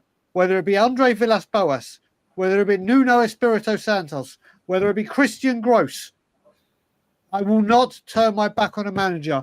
All of us that want to end this 16-year drought, this famine of trophies, how do you expect to... Every time we hire a new manager, we start at Project Zero again. We start at ground zero. It's all that hard work. How many managers and stuff do you need to look at right now to say we've had a manager for 18 months or 2 years, hasn't worked, we've binned him off. What have we done with the next? Listen, it's not going right for Ange at the moment. It isn't. No. And I as a firm Ange, can't believe we're having to say this, Ange in and Ange out already. I understand why people, when they look at the away form, they look at these stats that are coming up. How do we all see these managers that come in and have time to do what they need to do? Yes, they may have owners that back them. They may sell players and use that money in full but they go on to win things because they get given the time to do it. Yeah. Now, and listen, if it was Nuno, I'd be saying the same. If we were back in and what you've got to remember as well, everyone, and I don't mean, I'm not calling out people that I know, the large scale of people that think Ange out, a million times I get say, well, if Levy goes, who comes in? And I'm like, I'm not a billionaire. I don't have a Rolodex of business and investors. But if you get rid of Ange Postecoglou, you have to look at Tottenham Hotspur right now. No manager of any high class is going to go, yeah, do you know what? I'm going to come to Tottenham. Not a single one of them. Because they know what will happen in 18 months or whatever. They won't be backed. We'll be back here in 8. And then if you look at it, you have people like Graham Potter, who hasn't had a job for 2 years. You look at Gareth Southgate, who is the football he plays is exactly what all Spurs fans wanted to get away from. Absolutely right. If we get rid of Ange Postecoglou and everyone goes, yeah, we got him out, and the next one comes in, they'll be like, oh my God, I can't believe we got this guy in. How crap is he? Don't try. what are we? Where are we going? Where does it stop? Exactly. The trouble Where is, does it stop? I agree with the idea of sticking with a manager, but you do have to start off from the point where you actually have belief in that manager, don't you? Nobody's going to convince me we have to stick with Ange and it's going to be fine, because I do not believe in what I'm seeing. Kuva, what I will say on Fair that, enough. what I will say to that, and you're absolutely right, and people that want to have that discussion argument, that part I completely agree with. Whereas I'm saying we need to back a manager, we need to give him time. On the other hand, this manager needs to realise when things are going wrong, I need to correct this. It's all well and good, like after Ipswich, he came out and said, What Ellie's saying. "This is my responsibility." When we lost to Ipswich, Postecoglou came out, "This is my responsibility. I need to figure out what's going on." Well, I know we're all armchair fans or season, whatever you want to call it. We're all people that come on YouTube and speak our opinions. We can all say, right, we need to be tighter in midfield. We need a six. We need this. He needs to see this, and I don't expect him to play Manchester City away. We're playing a 6, and we're playing the back 5, and but he needs to see there are certain errors, and when you're in the Premier League, people are adapting. They found a way. There's teams that have a certain way of play, but when they come to us, they're like, right, we're going to play this way that Wolves did. Yeah, and we're just going to fight harder. We're going to. But it was the Wolves manager. Right. It was the Wolves manager, wasn't it, on his interview on Sky that said this is the way you beat Tottenham. After we lost to it. I have a different perspective to Kuva on this, and I respect everyone's opinion. People know me, know what I'm like. But when I take last season, when people say it's clueless, and I'm really not having it, right? Because last season you lose the world's best striker. We fly out of the traps 10 games, 8 wins, 2 draws, right? Mickey van der Ven does his hamstring, right? Matty Cash does Maddison. Bentancur does his Matty Cash does Bentancur. Maddison does his ankle. He loses 3 key players that were very key to us at the beginning of the season, right? Romero suspended once. Basuma has 3 suspensions. We have players out on international duty, and we finished 5th.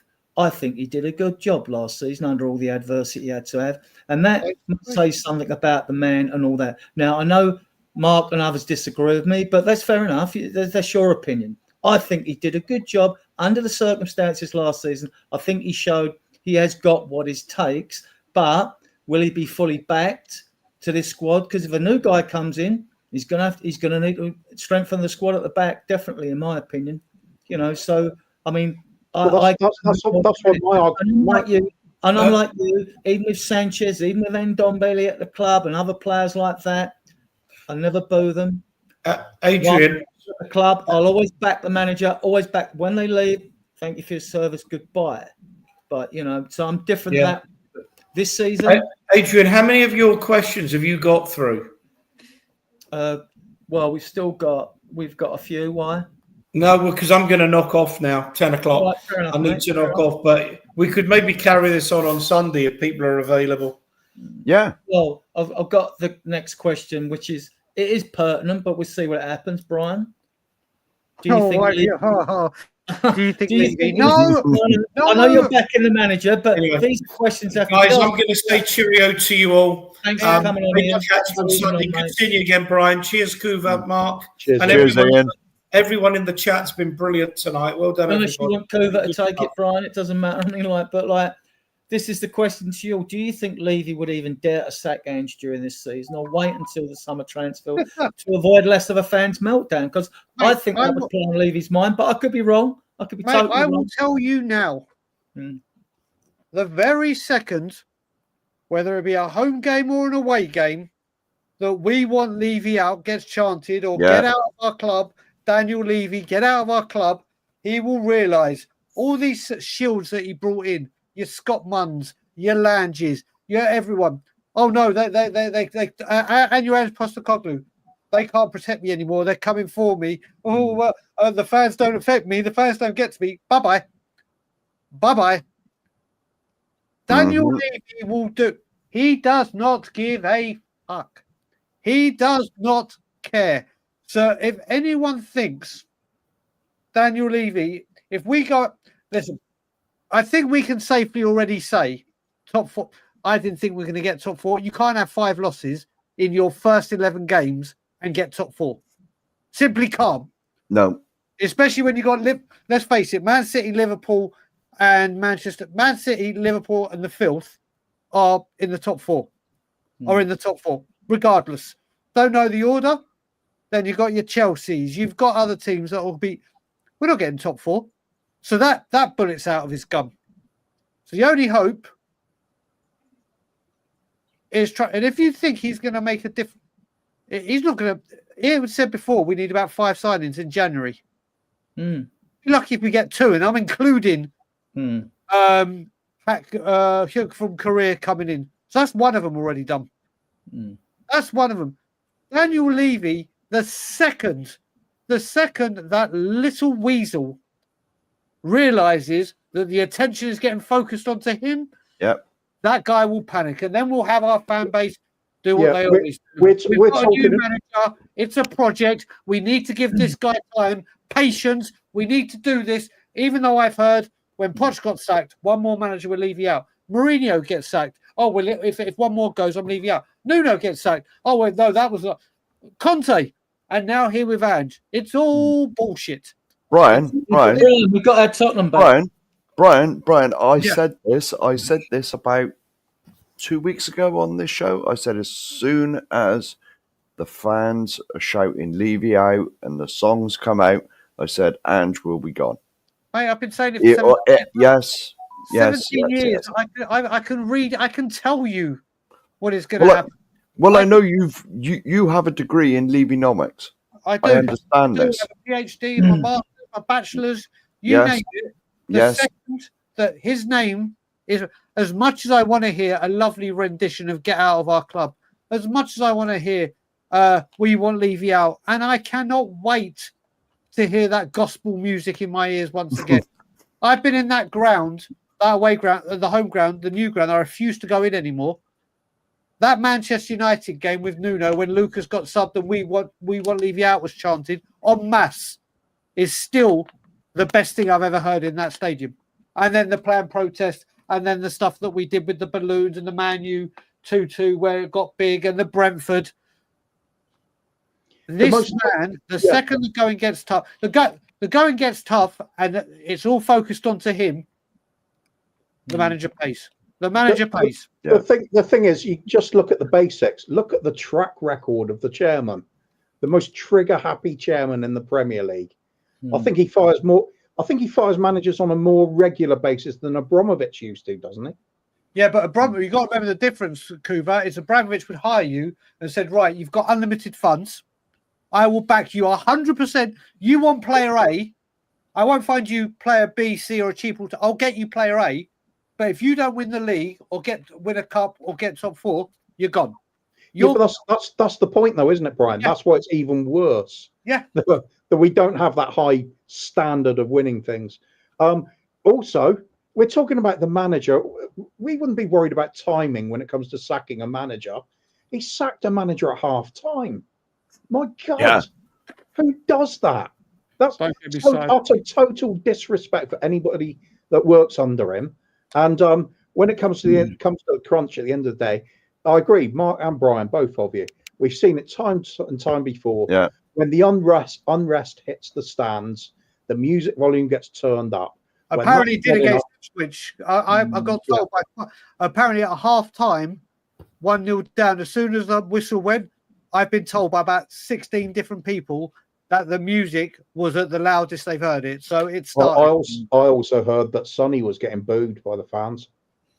If he was to go, I think it would be post-January before the season finished, because with 2 Europa League matches still to play, and we may already be in the next group after Roma and Rangers away, we may already qualified. And while there's a chance of Champions League football, either for a 5th place with the coefficient or winning the Europa League, I just don't see the trigger being pulled. But I could be totally wrong, guys. If I'm really cynical about Levy, and I am, the prime time to sack a manager will be the start of January. So we're going on a manager hunt rather than signing players. Yeah. Saves more money. Yeah. Yeah, I will a tell million you, %. this is how I see it. And like That's a grenade you've just thrown in there. I will tell you now, Adrian. I will tell you how I see it right now. And this is just my opinion. And like I said, I want Ange in. I want Ange to get the chance to get next season and to see out his contract and hope if he gets things wrong, then we can say at least Spurs gave it a go. I expect by the end of January, Tottenham Hotspur to be looking for a new manager, unfortunately. And I don't want it to happen. I do not want Ange to lose his job, but I reckon by the end of January, Spurs are looking for a new manager. Put it this way, right? I know I've been on here and I sort of damned Ange a little bit, but I want him to be successful. We all do as fans. I can guarantee the one thing that us four on this panel agree on is that we all want Spurs to win a trophy. Yeah, definitely. All of us, right? And now we are never, ever, ever going to do that with this chopping and changes of managers and managers having to come in with somebody else's players and all of that stuff. It's not happening. I want Ange to be a success, but can I see it with the football that we play? No, sadly, I can't. I cannot see it. I'll give you a perfect example. How crap. Well, there is a hope. Adrian, do you know that the latest left back we've been linked with? Well, Tariq Lamptey from Brighton, who we should have got 3 years ago, who was injured 25% of the time. But yes, let's get him. We've been linked to more. We've been linked to Lamptey, who I don't want. We've been linked to Brown. We've been linked to Dagul, who plays for Lecce. He's only 20. But in the under 20 tournaments, when I looked at him, I thought, well, you look decent. But I mean, like, you know, this is youth again. I mean, like, why didn't we go for someone like Brad Mungie did his ACL? Bradley Locker would have been all right. He's 28, 29. Why couldn't you even, you know, if we're looking at a right back, I don't even know, right? If Ange, even though Spence signed that contract, if Ange still fully trusts Spence, I mean, I've been injured recently, so I'm sort of tempering my, thoughts on it, on the fact that, like, okay, if it's an injury thing, then perhaps maybe he would have got a time. Maybe Gray wouldn't have played against Man City or whatever it was. And I actually think for what he's had to do, Gray coming in, playing at right back, centre back, and left back, and everyone reckons like he bossed Chelsea in that game when he played for Leeds. I mean, midfield, right? So if I think he's definitely going to make it. And we haven't even seen him playing what you would consider his best position. He played 30 times for Leeds at right back last season. So, like, I would like to see him given a chance. And he may get it because Bentancur's got 4 yellow cards facing a 1-match ban. The rumour is he's already been given a 7-match ban anyway. So that either means Basuma plays or Gray gets his chance in midfield. That might turn out good for us. Who knows? My concern is at the back. I mean, like I said, I would drop Porro, not because I don't think he's a good footballer. He can't defend, and he showed it, right? And he's not consistently good enough at defending. So he gets away at some games, looks good, scores a goal, and fans go, yeah, he's great and all that. He's a very good player. I've got confidence in your doggy. I think your doggy will come good, right? And the same, even Dragerson, I've seen him patchy. There's a player in there, very good in the air. He's quick. Right, he can tackle, he can pass, he looks good. He's got mistakes in him. I see him have mistakes for Romania when a goal was scored and the ball come to Berlin. He played everyone onside away at Newcastle for the second goal, right? But then in fairness to him, you see, this is all these new players. We're like a developing training scheme at the club. Dragerson needs to play, half a dozen games with VDV, half a dozen games with Romero, just to develop that partnership, that centre-back understanding. And like... Adrian, I just want to say, Premier League's very unforgiving. You're not given time to do anything. Whether you're a manager. I'm just going to show you the caliber of what we do and how this man is destroying Tottenham Hotspur.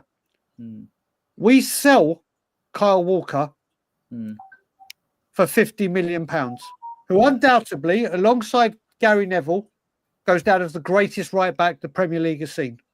Forget English, the greatest. We had Kieran Trippier there, but we mistreated him.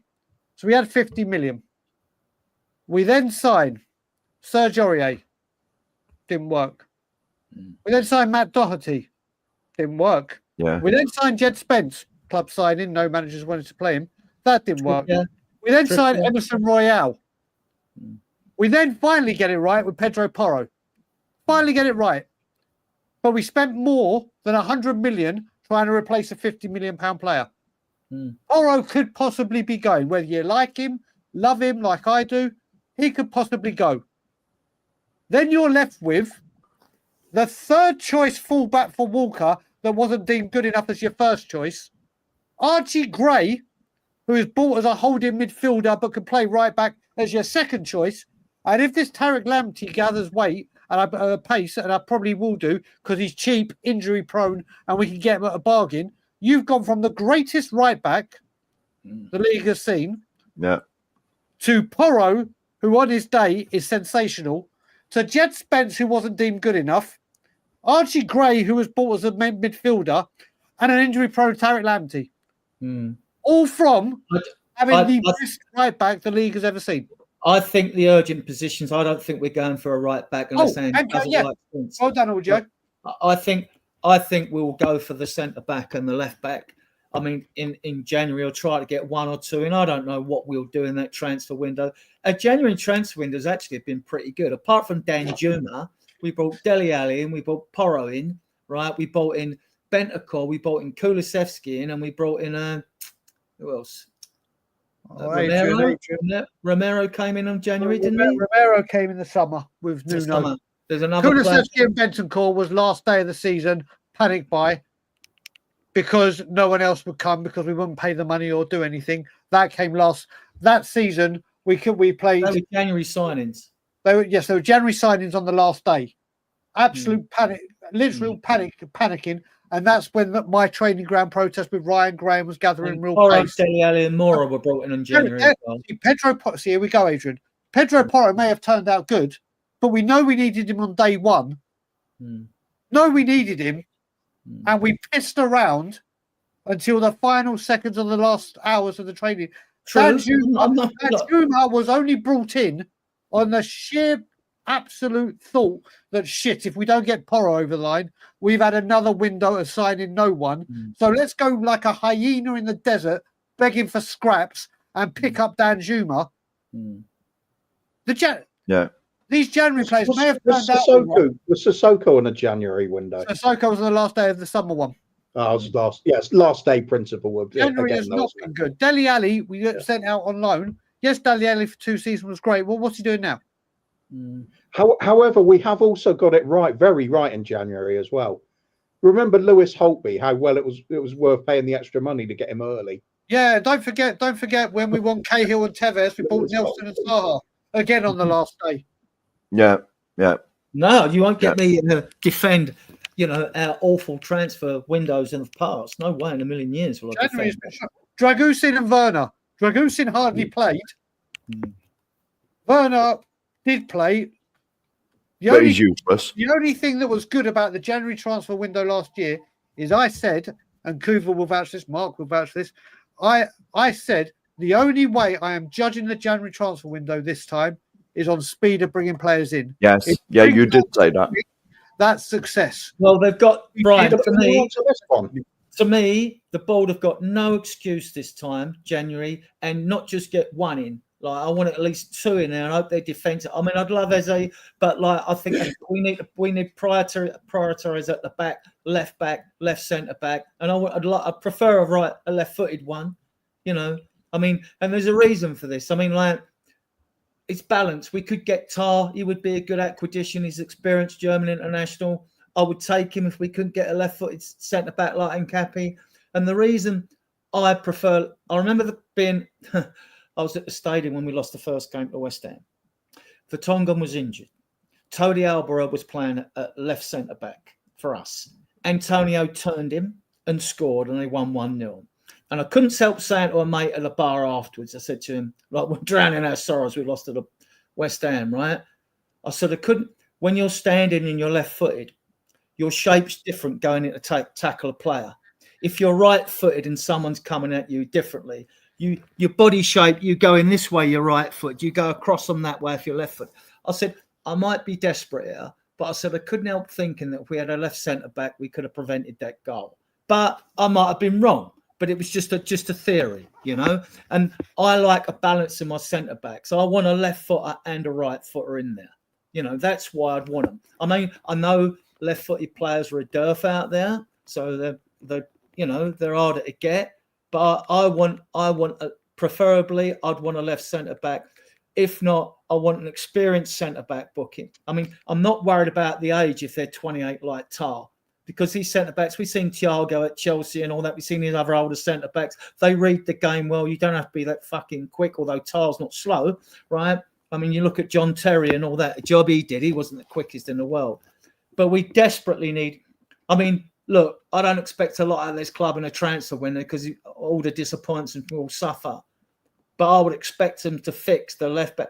And even look for a right back if Porro's going to be shipped out. I mean, I think Porro's technically a superb footballer. I really do, right? But not in that position. He can't defend. And he's not going to get any better. His age, he's 27 now. He's not going to improve. You know, his positional play is crap. He doesn't look over his shoulder. I mean, like, he's just all at sea. And he's not proactive when it comes to, like, look, if you tackle that guy and give away the penalty against the last game, I think, well, at least you're trying to prevent a goal, right? But no, I see him in our club, not in another club. They're playing somewhere else, obviously. I said I see Porro really as a right-sided midfielder. I don't see him as a winger because he's not a dribbler, you know. But that's just my opinion. Others will have a different opinion. That's fair enough.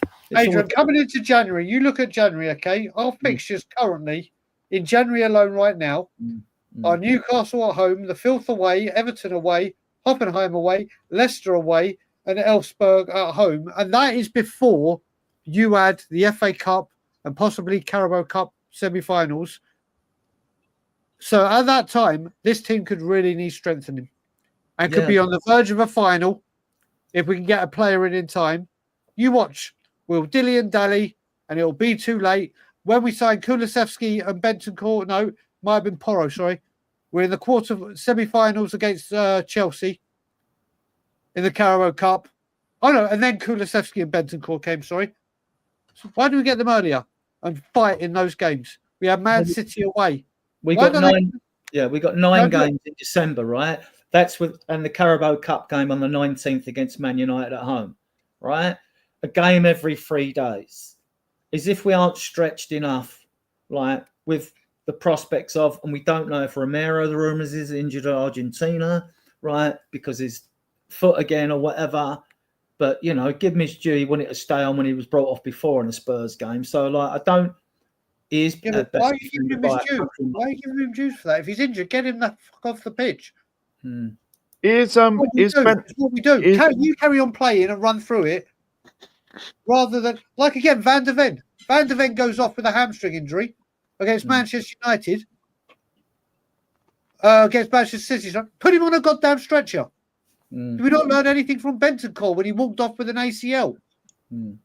Is Bentancur definitely banned for 7 games? And if so, when? It's widely reported, like, so it seems like it's not official. It's not definite because I was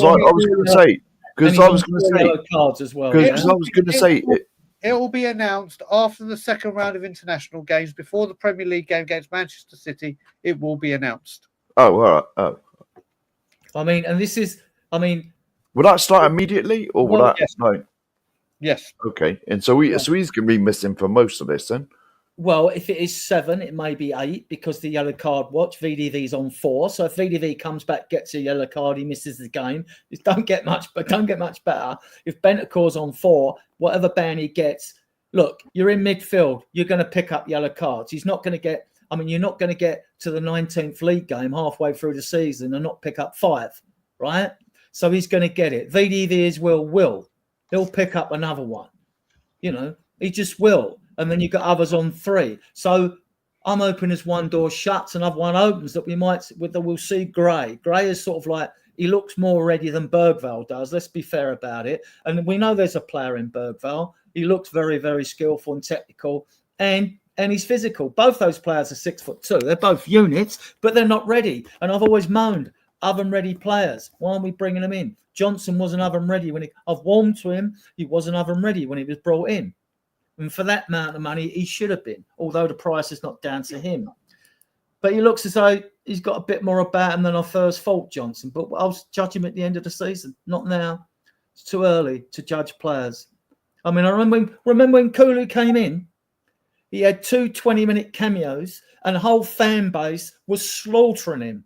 And then we go and play away at Man City. Son squares the ball to him and he smashes it in the net. And Kulu turns up in big games.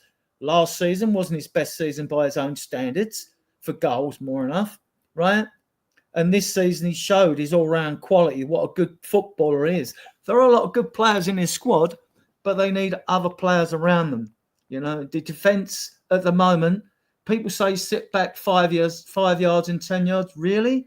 I mean, apart from the game against Man City, when we have sat back, every man and his dog has scored against us. Every man and his dog has scored against us. Right. So, I mean, I'm not sure. I always look at centre-backs, positional play and intelligent awareness. I'm sort of like that with Dragerson. Yeah, good player, right? He had good stats in Italy, but the league's different pace league out there. VDV, even with his positional play against Brighton and things like that, and that might just be a little touch of being off form. We know he's a fantastic footballer, and consistency comes with experience. And they're young. They're just so young. There's like 11 of them players. And they're not, because they've got one season on it, don't make them a seasoned pro. You know? I was saying this the whole summer, Adrian. I was saying, like, I got no problems with the likes of Archie Gray, Bergvall coming in, but we should have had the experience come in. And Eze, just players with experience that had been there, done it. But as per usual, everything at Tottenham's done on the cheap. And this is what we end up with. Because it is. Everything's always centre back, right back. If Burrow's not the answer or Spence is not the answer, because I don't know. And then I'd want to see Spence to the end of the season play. How many games are you going to judge a player on? I mean, I think there's a genuine lack of ability as well. Yeah. I mean, people herald Brennan Johnson when he scores a few goals, but then there's the argument, he used to play through the middle. He can't play out wide in this system, or this is a wing back, not a full back. I'm saying if players can't adapt to a system, they're probably not very good players at the end of the day. It's football. It's football. When I watched Johnson at first last season, I thought, I didn't want him when I watched videos of him before he come and all that. And okay, Ange persists with him. And Ange was bold to give him his debut away to Arsenal. That's saying something. He must see something in a player to give him his debut away to Arsenal. We should have won that game. We drew 2-2. Yeah, but he also picks Timo Werner, so it doesn't mean a lot, does it? No. So you get me there, Coos, right? But what I would say is, when I sort of sat up, because he was blasting balls and all that, and I thought, okay, calm, don't be a Werner. When he scored that goal away at Coventry, that was a composed finish. All the pressure he was under and taking, all that shit in social media, I thought, kid, right. that's a good finish. And out of them 7 goals he scored, another couple he slipped in the far corner, they were good finishes. Now, if they were just tap-ins when he's running at the far post, different. And I'm thinking, yeah, there is something about him. I'm not totally convinced, but I've warmed to him. I've warmed to him as a player. Werner, no. Werner's not got a ceiling. He's 28, 29. He's never going to get any better. Johnson has got the potential to have a much higher ceiling than what he's even shown now. And we don't see what they're like in the training ground. And that's the manager picks them. So Angel will live and die by his... Now, Adrian. Sorry, Mark. Quickly add to that as well. When I say players aren't good enough, at the end of the day, people can tell me to the blue in the face that Ange is doing the right thing. We're going in the right direction. Got to stick with him. Got to believe it. I'm not got a problem with people saying that if they truly believe it.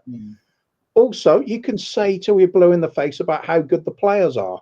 And we made really good signings. It was a great window. Everything's going right. The players are great. The manager's great. We're going in the right direction. Then explain to me why we're 10th and 12 points behind the leaders. Well, two Doesn't things, go right? together, does it? Two things with the club, right? With the players, lack of consistency and lack of stability. There's no stability. None. Oh, for sure. No Yeah. stability, right? Yeah. And the consistency, that's what Ange has to fix. Now, you just have to tweak things again. I've seen things he's done. Look, like I say, I'll judge him at the end of the season because I don't have a change. You know, I mean, I don't like. I just don't want to go through the rinse. And then it's a question like, who do you bring in and do they want time and all this? So, like, if we need to fix the squad, even if the manager's not good enough, and they'll know what 6 coaches and a recruitment team should know, and Johan Langer should know where our deficiencies are in this squad, right? They do all the analysis, they get all the stats, right? So you go out and you get us 2 defenders minimum in January, a centre-back and a left-back, because we need competition for your doggy, and we need someone who can play in case VDV injures his hamstring again, right? That's 2 minimum. But then you're looking at like midfield. I mean, like, let's hope that Odegaard comes back, and we've got to see what he's got to do, haven't we? You know, he came from the PSG Academy, went to Burnley. Vince's company raved about the player, but we ain't seen anything yet, right? We don't know if Yang Ming Hook will be any good or not either. He scored some bangers though in that league. Hey, let me just stop you there. No, We don't know if Human Huck or what. Sorry for a second. We don't know if he's going to be any good. So this is what we become. We are pinning our hopes on hopefully an 18-year-old Korean or 18-year-old. Forget where he comes from. An 18-year-old can come on and turn our season round. Well, that's all you do with young players, though. No, it's Adrian. With young players, yes. You can only hope with young players. A football club, you don't say, right, we're hoping this 18-year-old comes in, can't speak the language, doesn't know the Premier League, has been doing very well in his league, and I'm excited by him coming. It's not Ryan Giggs. It's not Nick Barnby. No. It's not Mikey Moore. I'm not saying that.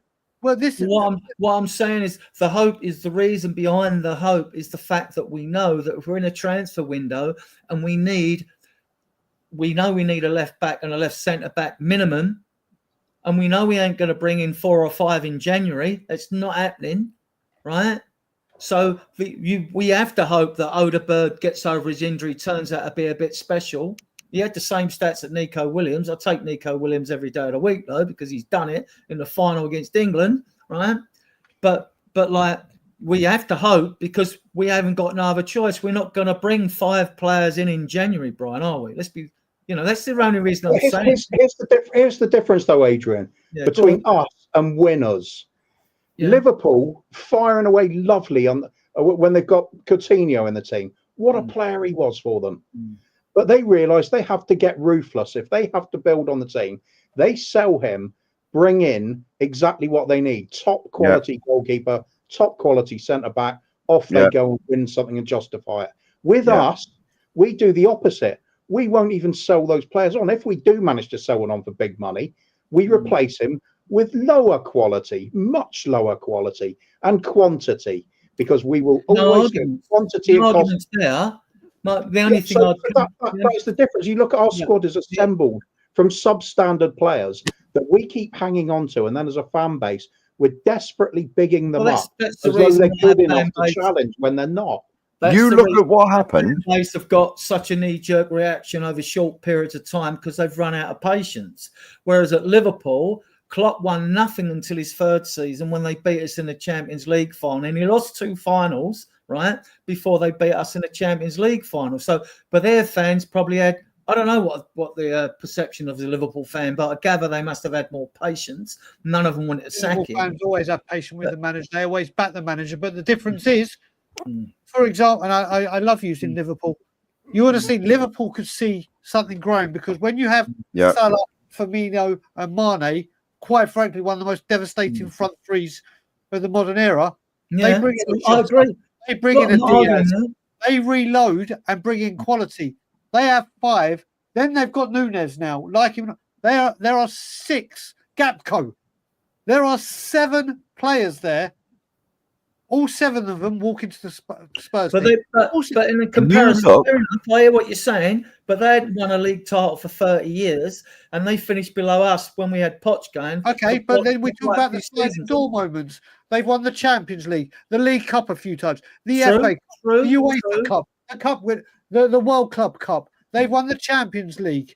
Yeah, they've won 6. A couple of years ago when they had Milner and that midfield that needed to be Jordan Henderson, Slobosly, Enzo, McAllister, bang. All them goals. What sums it up for me? £100 million or whatever it was, 100 whatever, £85 million up front. Yeah. What sums it up for me? We knew what we needed. What did we bring in that says, yeah, we fixed that?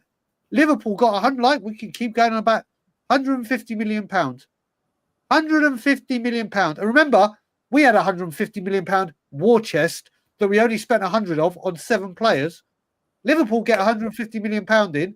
We need a rock hard centre back. We need a goalkeeper. Van Dijk. And we need a goalkeeper. I'll tell you what we'll do is we'll smash the world record fee for both positions. When Van Dijk, Liverpool wanted all that summer. But they messed Southampton around. Jurgen Klopp was offered defender after defender after defender from Liverpool to say, right, do you want to go? No, I want Van Dijk. New Year's Eve, what do you want, Southampton? We fucked up. We want Van Dijk. We want 75 million. Bang! New Year's Eve, 75 million. New Year's Day, he's at Anfield going, holding the flag, signs for them. Allison, how much do you want for this world-class keeper, Roma? 75 mil. Bang! 75 mil. Because we've got 150 from Coutinho. And whilst we're doing that, we'll redevelop Liverpool. I'll tell you what sums it up for me. I'll tell you what sums it up for me. Remember when we sold Gareth Bale? 85 million at the time, which was a world record. Yeah. And we bought the Magnificent Seven. How many of them? There was probably one, Ericsson, that turned out all right. See, the thing is with Tottenham, we waste more money buying players on a wing and a prayer than we do actually buying top quality. It's like Brian was saying earlier about when we sold Kyle Walker. How many right backs was it to replace him? If you look at if you buy bad, you end up buying 3 times. If you look at it right now, Vicario is the only player in that lineup right now that Spurs got right first time. Yeah. After Danny Rose, we've had to wait to get to Destiny. Yeah. Kyle Walker, we had to get all the way to Porro. Yeah. Alderweireld, we had to wait for Romero. Van der Ven, we had to wait for Vertonghen. I can carry on going through the team. Yeah. Yeah. And to be honest as well, we got all that money from Harry Kane, and it's like you said, Brian, we bought 7 players. I mean, that should have been 2 maximum. 250 million pound players. Well, fit straight in the team. There you go. And they've got no excuse as regards getting players in. Now that they've shipped all those out, they can't use the excuse of we got to get players out in January. I would expect at least 2 signings in January. It's a month to do the business. Are you including Hyuk as one of those, or are you expecting 2 No. more? I'm expecting 2 signings in January. Quality ones at that. Not blimmin'. Look, I would love Eze, right? I would love him. And I don't want Jack Grealish, right? And the reason I don't want Jack Grealish is not because he isn't a good player. In 4 seasons, he's played 81 games. He scored 11 goals, which is 1 in 8. It's not. If we're going to think about winning a league, right? I've said it before. I don't care if we've got Ronaldo on one wing and Messi on the other. If you don't score goals as a wide player, if you can't it used to be back in the day, a 1 in 4 strike rate was good for a winger, 10 goals, whatever. So Johnson ain't far off that, to be honest. But if he can play, unless you were bringing Grealish in to play him in midfield, if you play him in midfield, you've got to get rid of someone because we've got 7 midfielders. So why is it we are always linked with these players?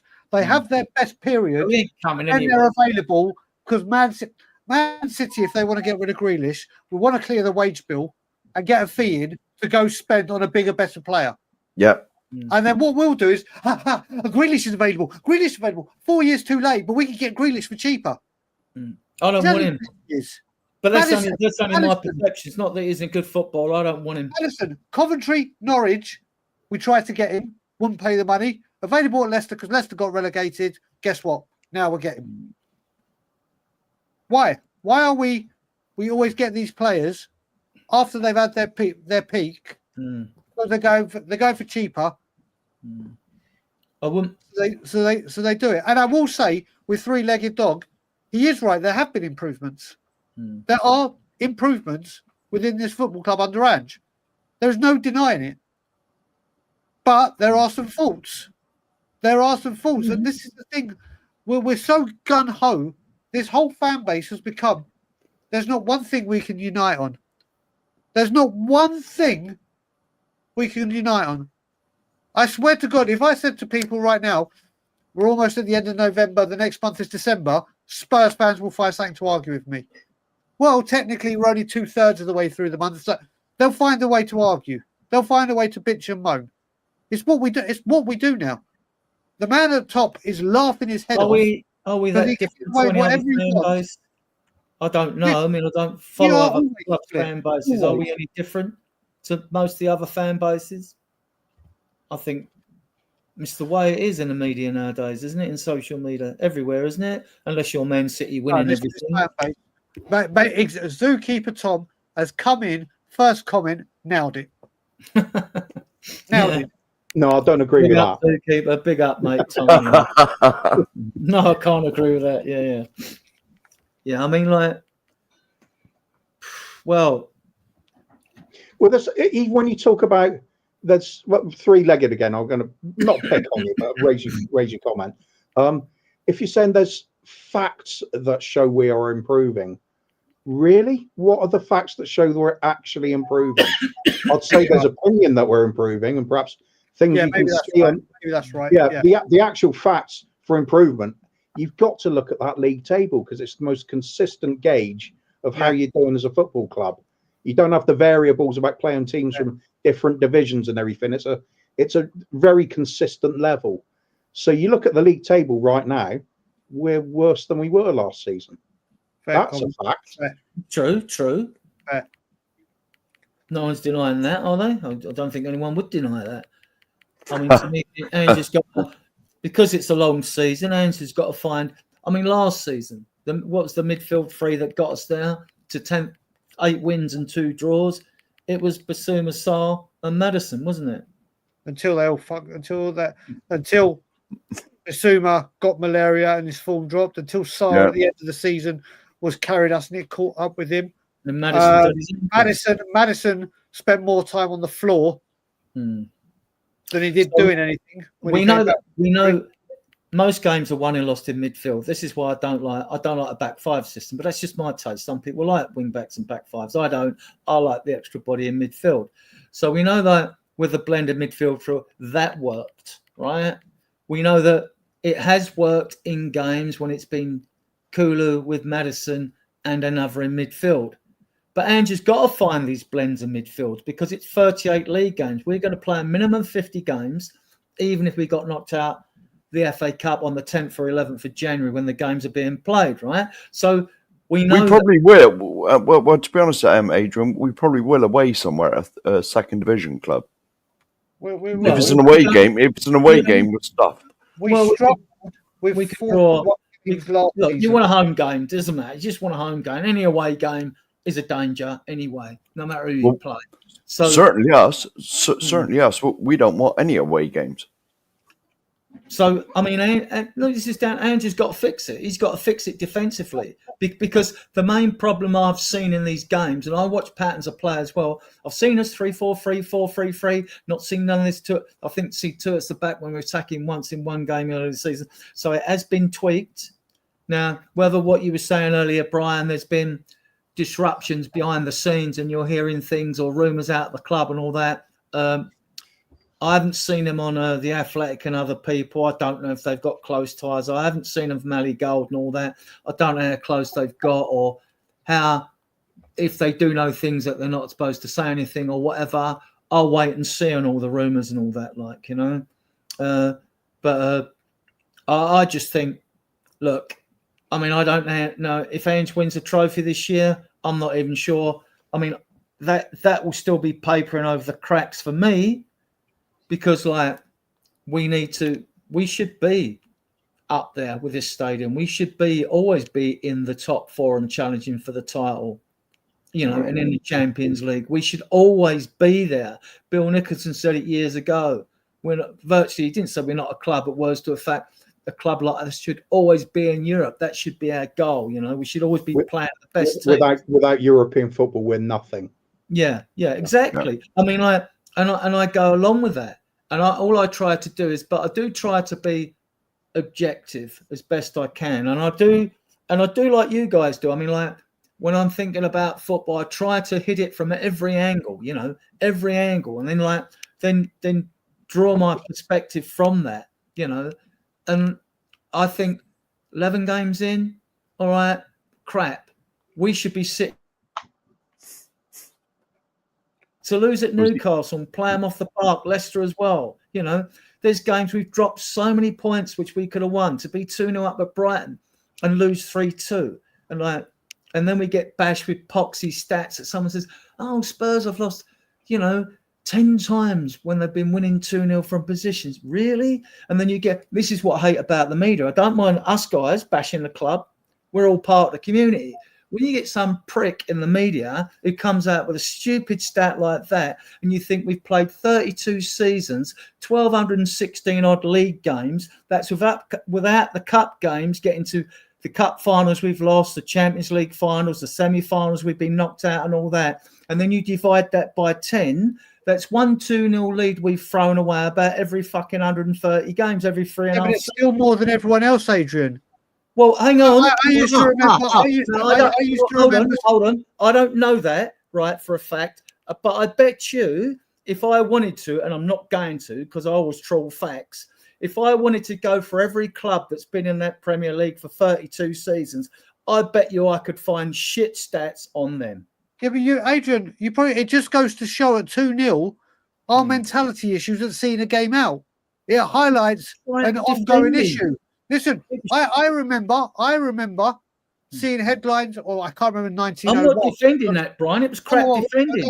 Adrian, listen, we can't have it both ways. We can't have it. It's brilliant when Spurs are getting headlines for being the only non-league team to win an FA Cup. Oh, that's good. We like that one. We can't have it that we were the first team to win the double and the newspaper right back, the first team to win the FA Cup, and all the glorious things that are written against Pot when we're doing things against Poch. It's all well and good when it's in it.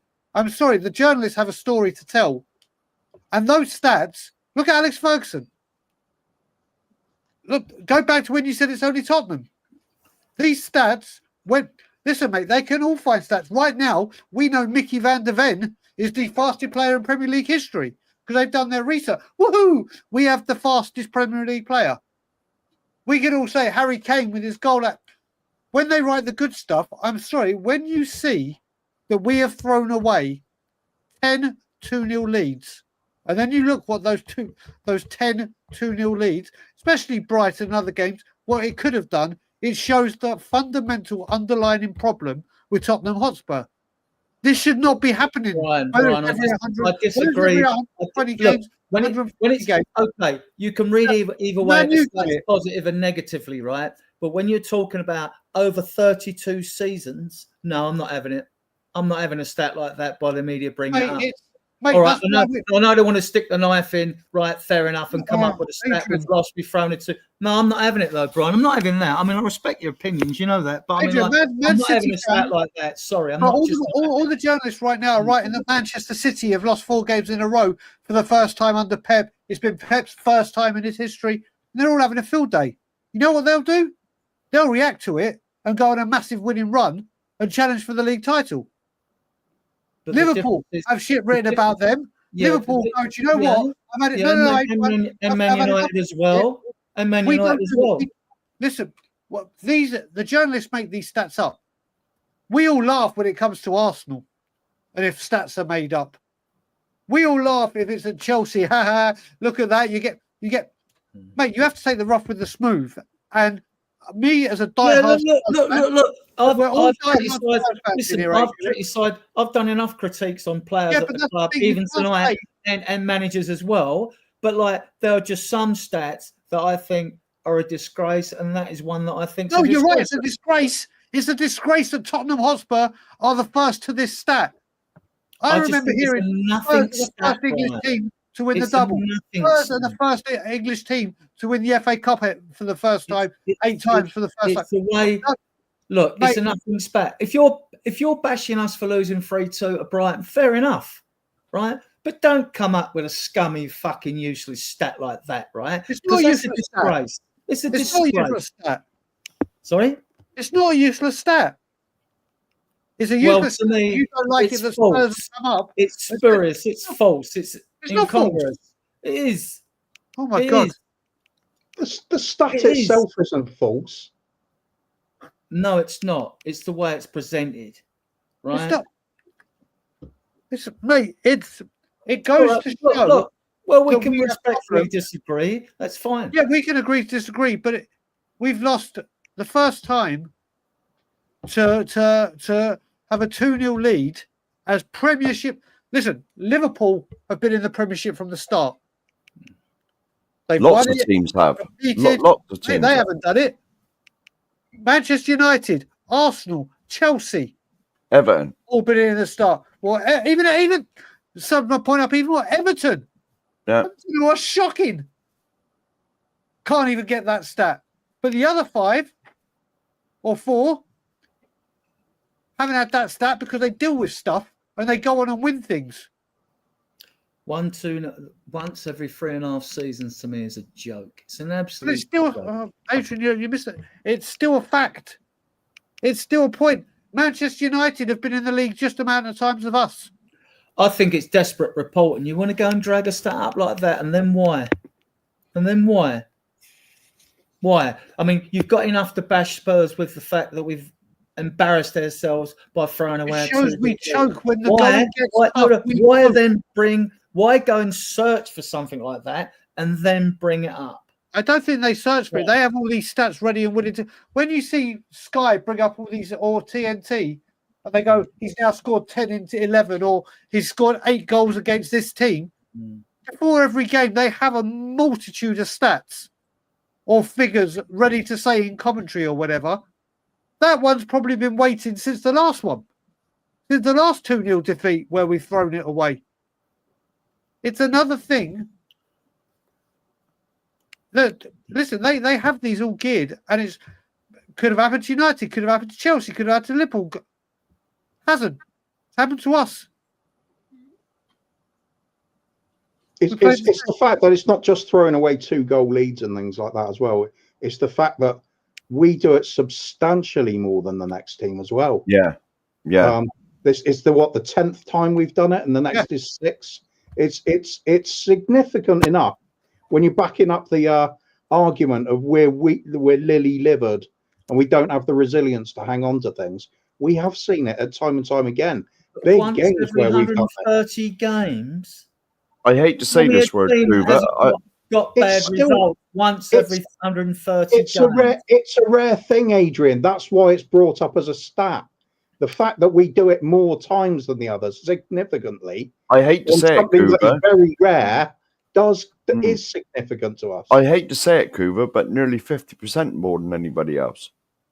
You know, because if the rest of them were on 6, we've done it nearly 50% more than they you'd have to go and research all the clubs that have Well, been in the no, league. it's there. But Adrian, let's put it this way: Arsenal were the first team to lose a 4-0 half-time lead and draw 4-4 with Newcastle. Yeah. That's happened once in Arsenal's however many years, 32, 3 years. Do I laugh at that? I find it fucking hysterical. I find it hysterical. I'm sure every Spurs fan does, or every other fan that don't. It's a fact. It's there. I don't know if it's happened again, but the team to be 4-0 up at half time and then lose that lead, hysterical. It's like the stat of us always conceding first. It's not a desired stat to have. It does stand out. It does explain performances. And you look at it over a long period of time, it's a trend. Again, when we're talking about the conceding the 2 goals thing, there's not many instances of it because it's ultra rare. But of that ultra rare stat, we've got a bigger share than anybody else, significantly more. And that does show something about our team, I think. We've said it over the years, and people have said it over the years. You could twist it the other end. You could say, like, 9 times we have conceded first underage, but gone on to win the games, which we have done. Then that's a great stat to use. Brilliant. Let's talk about that. I think that's great. But it turned that around. Ipswich, I mean, they scored 2, so that was different. So, like, what you're waiting for more stats on that. But I mean, you know, that shows the inconsistency and the lack of stability that we have. Adrian, let me ask you this question very seriously. Go on. Do you have confidence that for the rest of the season, when Spurs are 2-0 up at half time, are you confident that they will see every game through? And it won't happen again? I'm always confident we can win the home games. That's not why I asked you. I asked you if we are 2-0 up in a Premier League game of football at half time, do you have 100% faith that Spurs will see it through? Yeah, we should see it through. We should. You think, fair play to you, I have no faith. No, none whatsoever. None whatsoever. The evidence is that. When I say I have no faith, I mean for every game in the Premier League that we could be 2-0 up on. Do I think we can see every single one of them through? The odd 1, 2, 3, yeah. Do I think if we were 2-0 up at half time in 9 more games this season, just picking a number out, do I think we win all 9? Hell no. Hell no. Do I think we lose one of them? Probably, yeah. But that's just because, and that's not down to, again, I'm not even putting that down to Ange. I'm putting it down to these players. I'm sick and tired of these players throwing managers under the bus, whoever they may be. Yeah, but that's the way it goes because it's cheaper to get rid of the manager than it is a whole squad of players. So that's always going to be that way. It's wrong. It's wrong, but that's the way it is, isn't it? That's the finance side of it. That's the way it goes. So let's finish with the last question because I still think would either a cup winner or a Champions League save Ange? And would you be happy with that? Mark says he'd take 17th in any cup, but no. Hang on. The FA Cup, mate. I'll take 17th. Mate, he's up. He's flip flop from the league. No. I said FA Cup at the beginning. Oh, mate, I'll take 17th in the Carabao Cup. Give it to me right now. I'm taking it. But what I will say is this question really, Champions League is not happening. No. It isn't happening. And that's not because I don't think, or I just think after 5 defeats in 11 games and 3 of the Champions League places guaranteed, you got to remember, we've got Chelsea and Liverpool coming up soon. Yeah, but and we could be even further. I don't approach every other game like next 5. Oh, we've got to play Chelsea twice, Liverpool twice, Man City twice. I don't approach it like that. We're not getting Champions League, so we'll take that out. Well, we would get it if we won the Europa Cup. Yes, but I don't think I would love us to win a cup. I want us to win a cup. I want the Europa Cup. The one I want. Every egg in one, but I put everything in the cup baskets. Fair enough. Do we win it? Listen. If Ange wins the cup, damn right. Well, damn right he should stay on. Damn right. If he wins the cup, he should, for doing that, have next season and to be fully backed. Do I listen? Like I've said, and I'm going to say it again. I am so Ange in and want him to succeed. You'll never hear me say that's enough Ange out. But I honestly think by the end of January, he'll be gone, and that's not what I want. That's like not what I want. Earlier, I agree with what he says. Right, I agree with what he said and what he brought up. You know, don't stick with managers when it isn't working. But the only caveat to that is like when you decide to get rid of that manager. If you do it mid-season, you've been the season. If you went before Christmas, right? As the seasons get older, I'm thinking, oh shit, what am I going to watch for the rest of the season? You can watch it on TV and suffer in pain. When you're at the ground and you lose, it hurts more. I ain't moaning. It hurts more. right? So this is why, look, this is why I think, okay, I know there's still much work to be done on the squad, not just in January, in the summer as well. So it don't matter who comes in. It's not going to change. Well, I hope it changes drastically. This is the difference I said to people before when I go back in history to pre-1980 when we got relegated, right? And we come up. When we got when we got Ardiles and Villa in after they won the World Cup in 78, and you see signs different like now, been going into seasons of hope. Back then, when Archibald and Crooks came in the 1980, you went into seasons with belief because you just knew you were going to win something. You were just that close. The team had improved beyond all recognition to the one that was relegated, and you just knew going into this season. I went into the season with hope. I'm still hoping we can win stuff. I haven't got the belief. I haven't got that buzz that goes around the ground that you had back in the day when we had them cup runs. There was a buzz. You feel it. They mentioned it at the club. There was a buzz at the training ground, a buzz at the stadium, a buzz here, a buzz there. Like, you know, I mean, I haven't got that same feeling. Listen, I want a trophy. I mean, I want a trophy as much, and I want a trophy for the young supporters as well as my own selfish reasons, you know. And I'd like the Europa League is the one I'd want, but we'll see, won't we? I mean, like, we'll see. Yeah, it's kind of a bad question for me because what two ways of looking at it? Are you offered enduring a bad run of league form that sees you sink all the way down to 17th, but you end up with a cup at the end of it, and that's the plan. That's what you're trying to do. In which case, that's a terrible idea. Yeah. Or are you asking the ridiculously hypothetical question of you're allowed to guarantee your 17th place position now, and you've guaranteed a cup now? In which case, I would take the cup because it's great to celebrate a trophy. But I'm not going to go the whole season watching what we're currently watching and see the team falling away in the league every week and then think it's a good idea. Because at the end of the day, you have got to try and secure some sort of league position because we can't guarantee on a cup win without doubt.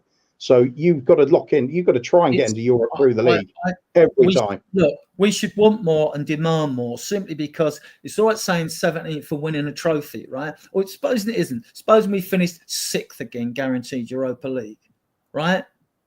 I know before we even get to January that even if we win a trophy or the League Cup in February, whenever the final is, right?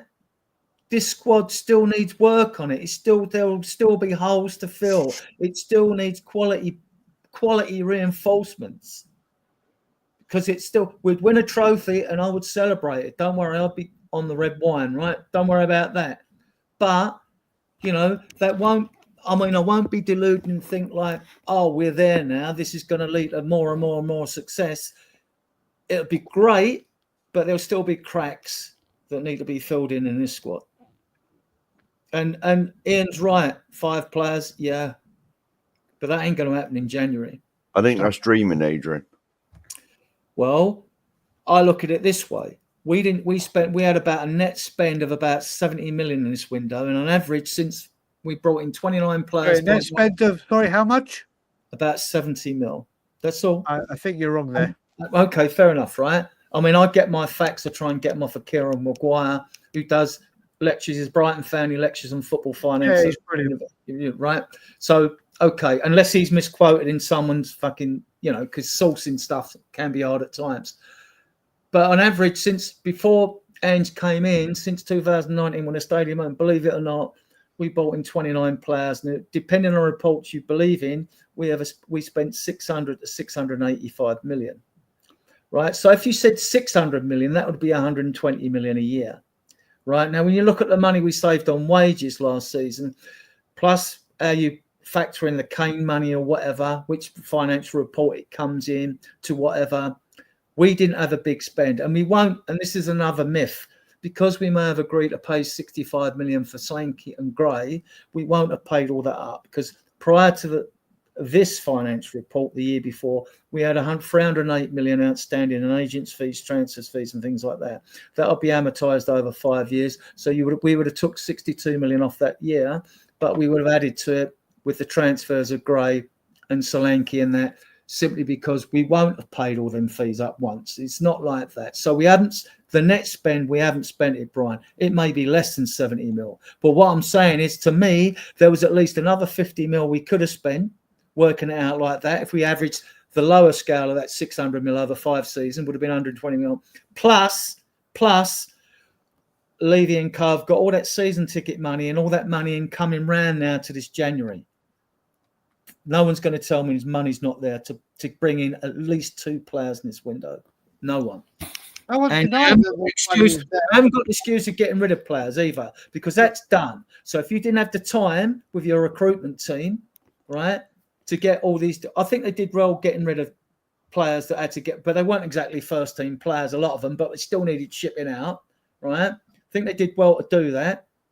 Solanke, I didn't really know a lot about, but actually I'm impressed. Adrian, let me just say, let me just cut you here. Go on. We got this huge stadium, this terrific, and I will not say a bad word against it. Daniel Levy has pulled off an architectural masterpiece.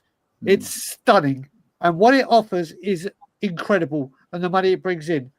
But we have to have this massive stadium to bring in money, to attract the players, pay the wages, to halving the wage bill, and not buying the big players, buying the diamonds, halving the wage bill. But this stadium is meant to lead us to glory. Right. This stadium is meant to, and everything that happens, I wish that stadium was used every single goddamn day, apart from day before match day and match day, to pump out revenue. I would love it. The NFL, everything comes in. We have moved to this massive stadium because that's going to, remember, Champions League. We need to be in the Champions League to get the Champions League money to entice the Champions League elect players to want to come to Tottenham, because they all want to play in the Big Four.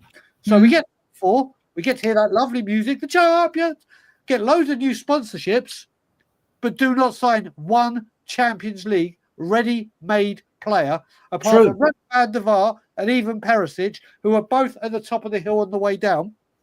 Don't sign. We sign Human Son and other players that become Champions League quality. We don't sign Champions League quality to come in and go, oh, there's a player. But then we move to this big stadium to get the massive revenue, to fill the seats, to get the advertising. We have more partnerships than serial fucking bigamists at the moment, left, right, and centre. But we get this massive stadium because we need it to pay the big wages, to attract the big players. And what do? We sign players on a quarter of the wages and sign no real... Name me a star Tottenham Hotspur have signed that we could not have signed at White Hart Lane. Name me one. We have only ever signed 2 world-class players in the whole history of the club. That's not the question. I don't know. Big stadium to sign the big players. Tell me one player that this football club could not have bought since we've been in that stadium that we couldn't have got at White Hart Lane. There is none. There is none. Okay. Because, right, I've been saying this on air for weeks. With this new stadium, we were sold a lie. This was meant to make us challenge with your Man Cities, your Chelseas, the top teams, right? So we could match their wages, right? The first thing we do is cut the wage bill by 35 million a year, right? So all this nonsense, the new stadium is fantastic, but we were sold a lie with that stadium, because we were promised that it would take us to the promised land. It would help us win things. But no. How far do you think we are from having a title winning team? I'd say a million miles. You know, we're nowhere near winning the Prem, and this is what the new stadium. Hang on a minute, Adrian. But more on wages than Arsenal. Spurs spent more on wages than Arsenal did. How is that? Listen, we have 5 players on £100,000 a week plus. Arsenal have 17. Yeah, exactly, Adrian. Well, Adrian. hold Adrian. on. In the report, then, hold on. You can go all the financial reports on the Spurs website. The wage bill was something like 252.1 million last year, nearly half our overall income. Now, I don't know if that total sum is just players, staff, and whatever, Levy, Co, and all that, right? But that was the figure, and like it was higher than Arsenal's, right? Now it might have been because we had a bloated squad, and we had more players than them. I don't know. So then you might be able to caveat that. But we do pay, I mean, they do pay good wages at Spurs. We No, do they pay don't. wages, Adrian. No, they don't. We do not pay good wages. Heung-min Son is our top earner now because Tanguy is pissed off. And we all know how fucked up that was. Not one player. How we pay good wages, we give 165 million to Timo Werner. How is that spending money well? How is that? It's not. I don't like the player. Listen, I will correct what I said. When I say Spurs do not pay good wages, every single one of us would love to be one of the lowest earners at Spurs. Yeah. Would love it. Mm. But if you look at it as a football team, to go on and win games and win titles, you pay. It's very simple. If I gave you the money to go buy a Ford Fiesta or a Rolls-Royce Phantom, which car do you want? Which car is going to be the best performing car? Oh, I wonder. I'm guessing the Rolls-Royce Phantom. You go and buy it. You go into a kitchen and you want to be a chef and you have the knives. Do you want the shitty knives from Temu, or do you want Hinkle knives or Viking knives or chef's knives that Gordon Ramsay uses? You want those knives? You pay the money. And I'm not just talking about transfer fees now. I'm just talking wages. Spurs do not pay good wages at all. Well, I don't know where all that money's gone then, because that was on the list I see, and I think that was from Kieran Maguire as well. So I mean, like, and it said we had paid more out in wages. Now it might be we had a bigger squad than them. That's why we had Harry Kane's, Hugo Lloris's, Yeah. Eric Dyer's. Before they're off the, well, they would be on the previous year's financial report. So that would probably be it, or part of it. You know what I mean? Yeah. So you know. We don't pay. Listen, like I said to you, I'd love, mate. There's nothing more I would love to do. As what I would say, probably without blowing my own trumpet, one of the most recognisable and outspoken Levy out people you will come across on this platform or any platform. I want nothing more than to come on all these shows and go, do you know what? Well done, Daniel. That's what we're talking about. That's what I want to see. That's the kind of caliber of player you sign. That's the wages you pay, because apparently this big stadium was meant to be doing this. Yeah. But apparently in 2 years' time we'll be doing that. But then 2 years comes and then there's nothing more. Listen, do you know I'm what? on record. I would like a new owner, not an investor, because an investor is not going to change anything. All an investor's going to do is because the only reason they want an investor is because the club don't want to borrow any money to have more debt that way. So an investor comes in, it can pay for the hotel, do out the women's training ground, blah blah blah. And if there's any money left over, they'll probably leave in that. Could probably bin it. They don't have to do anything with it. So I would like a new owner, but an investor is, look, if it was Elon Musk, Google, Bill Gates, Google owned by Alphabet, they're worth $1 trillion. That's the sort of owners you want to come in. If it was this, I sent you a list of that F1 group that spent $4 billion buying Formula One. If they bought us outright, great. But that's what you need. Like Ian said earlier, you need Ian completely gone. You know, well, with that, they're probably never going to sell all their shares. They'd keep some, no matter who bought the club. You know, because it's a good investment themselves. But if you make sure that whoever the owner has got plus 50% of the shares or more and all the say, then yeah, I'm all for it. I'm all for it. Why can't for a bit? Sorry, Brian. Just for a bit of clarity on that about wages. We haven't had the last year's books released, so we don't have comparable figures at the moment. No, but in the last financial report, the previous time, our total wage bill for the season was 123 million euros. Arsenal's was 200 million, and City and United's was even higher. When it comes to average wages, we only pay half of what Arsenal do. Half. Well, then I've either misread it then or whatever. But I mean, It's not just that. You look at it when I spoke about this stadium and the players that we can sign, or we are meant to be signing, or led to believe this is what this stadium will do. Need to mention Alan Sugar. Now, I'm going to mention a name, and everyone knows where I'm going with this. Jurgen Klinsmann. Yeah. Only £2 million, but back then £2 million was a shitload of money. Alan Sugar managed to get Jurgen Klinsmann, who at the time would be up there as one of the very best strikers in the world. World Cup winner. Knowing that we're not challenging for the Premier League. When he joined, we were 12 points deducted. Yeah. No European football and out of the FA Cup. He still came to Tottenham Hotspur. Still came. But this is what I was trying to say earlier. We've had players at the club that have gone on to be world class, Bale, Modric, and things like that.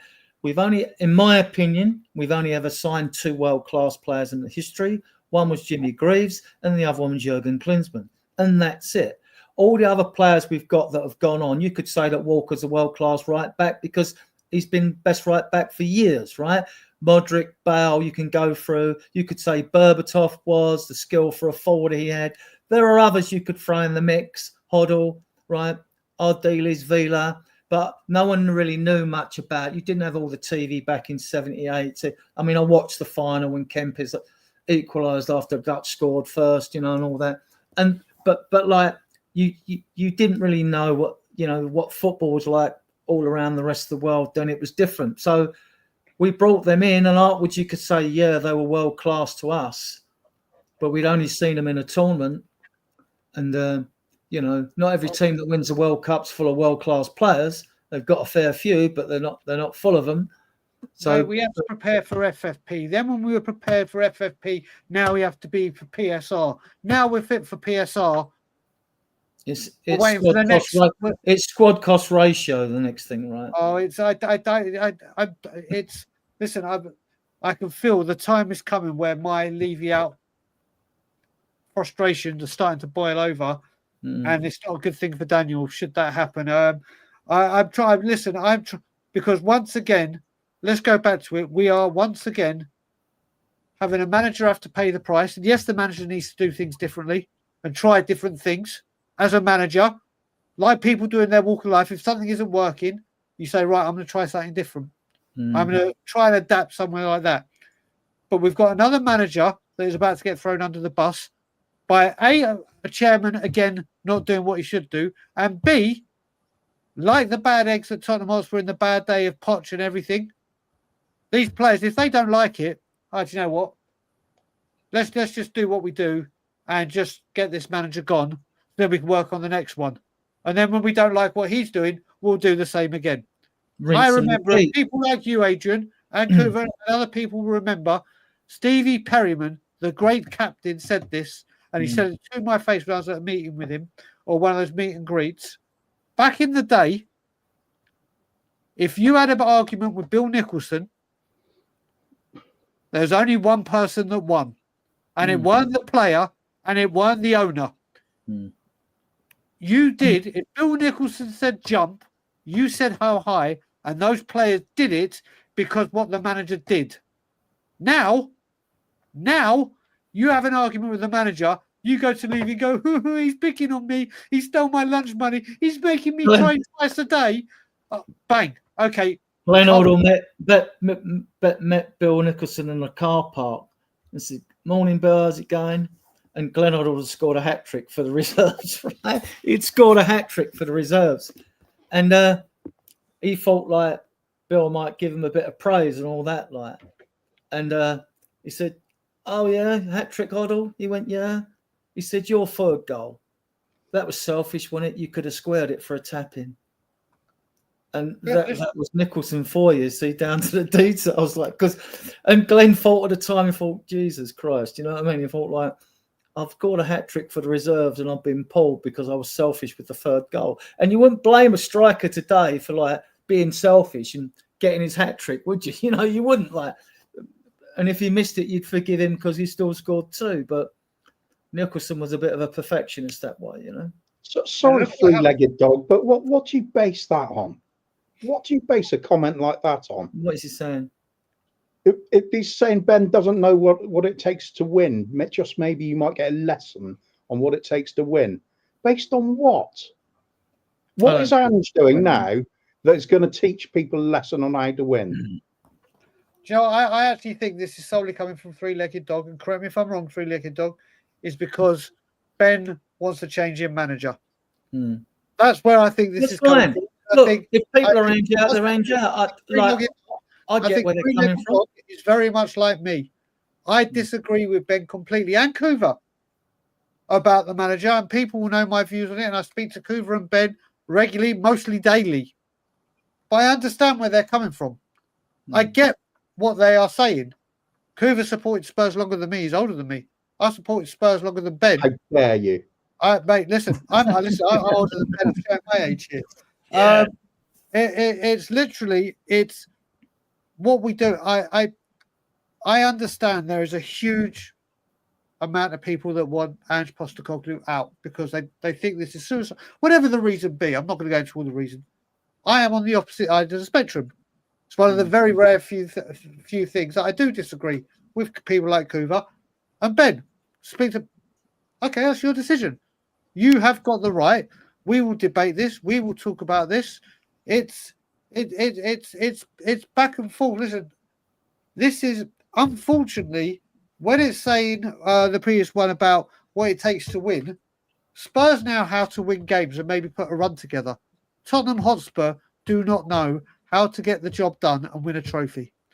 How to get the job done every single time. Or to be consistent. I'll give you another stat. I'll give you another stat. And I can't give you the exact numbers, but I'm going to give you a perfect thing. And Tottenham do this every single time. They did it at Palace and they did it with Ipswich. Every single time we play on a Sunday and all the results go in our way.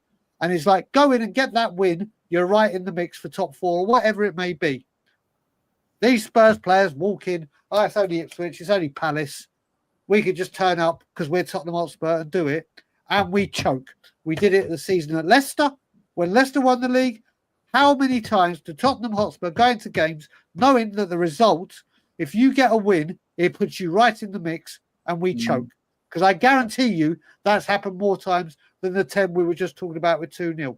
So when it comes to winning a game, putting a winning run together, yes, Tottenham Hotspur know how to do that. When push comes to shove and it's a game of massive significance, do they get the job done more times than not?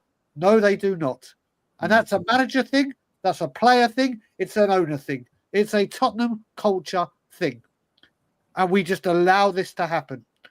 We start too slowly in games. And then we get a sense of urgency if we're a goal behind and we step up the pace. And if we did that when we started games, I've always found in games throughout history, if you start quickly, it's usually a good game and you play better. But we don't. We're a bit casual starting. I think we tend to wait too much. We're hoping instead of making things happen, which class players do, they make things happen on the pitch. We're hoping like the other team makes mistakes rather than false errors. I mean, in our play because it's too slow at times, too predictable, and like that is something that I don't think Ange deliberately wants the team to do, but. You know, we can talk about leadership, we can talk about mentality, and we end up saying the same things each time when things go wrong. Lack of leaders, you know, blah, blah, blah. It's the players. It's the players are not doing their job. Ange don't want them to go out and play that way. And you can argue, you could say, well, I don't like the setup.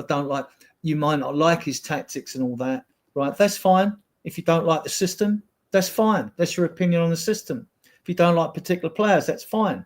Everyone's got diverse opinions on different players, you know, that's fine as well. But look, are we putting it down all on the manager? Are we putting it all on the players, or is it half and half, or what? You know, I mean, because when I look at this team, there's good players in this team, and they're underperforming. And my fingers also point at the coaching staff. 5 first-team coaches and a goalkeeping coach.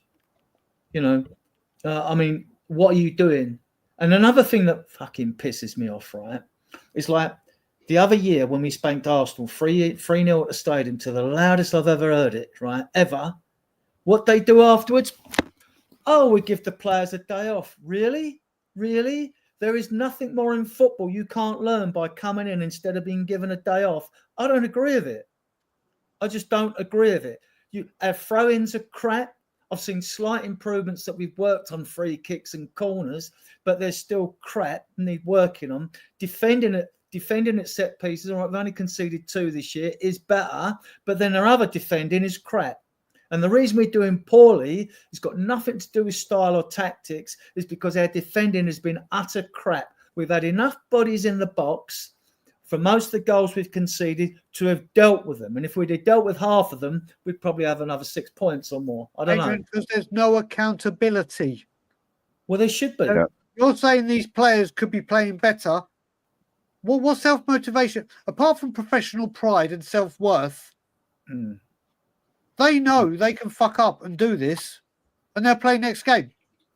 Because we learn, we'll come back stronger, we grow, we learn from this. How many times have you heard this? Buzzword top. I don't know if you noticed it as well. In them pre-season games, we know they're not Premier League games. Them youngsters showed more bravery and more urgency when they were put in that team to take the game to other teams when we played than some of these 26, 27-year-olds in this team, right? Exactly that. They show more fight, power, and pride, but it doesn't matter. It doesn't matter, because when the big team are ready and those players come out, they will take priority no matter how crap they play. They'll be like, yeah, these youngsters are really in the gut and really deserve a chance, but nope, we're going to let you. League-wise, for the league and points, it's not going to be an easy fix. Who knows where we'll end up by the end of the season. In cups, if you can reproduce some of the good form we've shown, 6 games, you can win the FA Cup in 6 games. It's 4 to win this League Cup now, isn't it? Quarterfinals, 2 semi-finals this season. Might be 1 next year and 1. So it's 4 games on that. I think the FA Cup's only 6 games. You go in on the 4th round, 5th, 6th, quarterfinal, semi-final, final. Yeah, I think it's 6 games. So the trophies are winnable. I know we've always hit the crossbar. We've got the finals and been beaten, stuffed. But so I'm hopeful on the trophy front. I mean, I never went in this league, being in this league, thinking we were going to challenge for the league. Not in a million years, because the squad's not just. It's just too many You think holes. we were going to challenge for top 4? Yeah, I was hopeful of top 4. Yeah. I forget hope. Do you think this squad was good enough to challenge for top 4? Remember now, we're playing in 4 cup competitions. Yeah. No, I did at the beginning of the season. I did. Well, because I'm one of those, I've always said to people, I wouldn't even leave my front door and go to the ground, which I can walk to in 40 minutes, and it's only 1.5 miles from me. I wouldn't leave my house and go to games I thought we were going to lose. My mind just doesn't work that way. That's a completely different scenario. I know. But in the same instant, I thought, right, we win our own games, proportional away games, we're there. I mean, like, we can get top 4. It might be top 5 this season with the coefficient, right? You don't have to rely on that, though. But the way it's looking now, I mean, like, the 4 that are there look like they're going to finish in any order. You got Chelsea, who've got a massive squad. Arsenal got a squad. Liverpool got a squad. Man City got a squad. Even though Man City have lost 4 games, they're going to be there at the end of the season. If they and I still think they're favourites for it, because they've got the experience and done it before, and they know how to get across the line, don't they? So I would say it'd be those 4. So I think we're looking at fighting it out for 5th or 6th. I think it's achievable. It's achievable. Will we? I don't know. I don't know, but it's achievable. Yeah, it's just, mate, listen, you look at Man City, they go and bring Gundogan back. Did they need to? No. But what they do, they bring a guy that's done it all, won it all, come back to us and help the team out, help the youngsters out. We'll bring you in. Manchester City are a machine. All right, they've lost 4 games in a row. Do I still think they'll be pushing for the championship with Liverpool at the end of the season? Absolutely. Look what they've done every January. They start off crap, and then come January, they are a machine. They are a beast. And look what they are. They've lost 4, but look what they are. But they'll come back. They'll come back. Do you think right now those players have got an international break, probably absolutely fuming with themselves?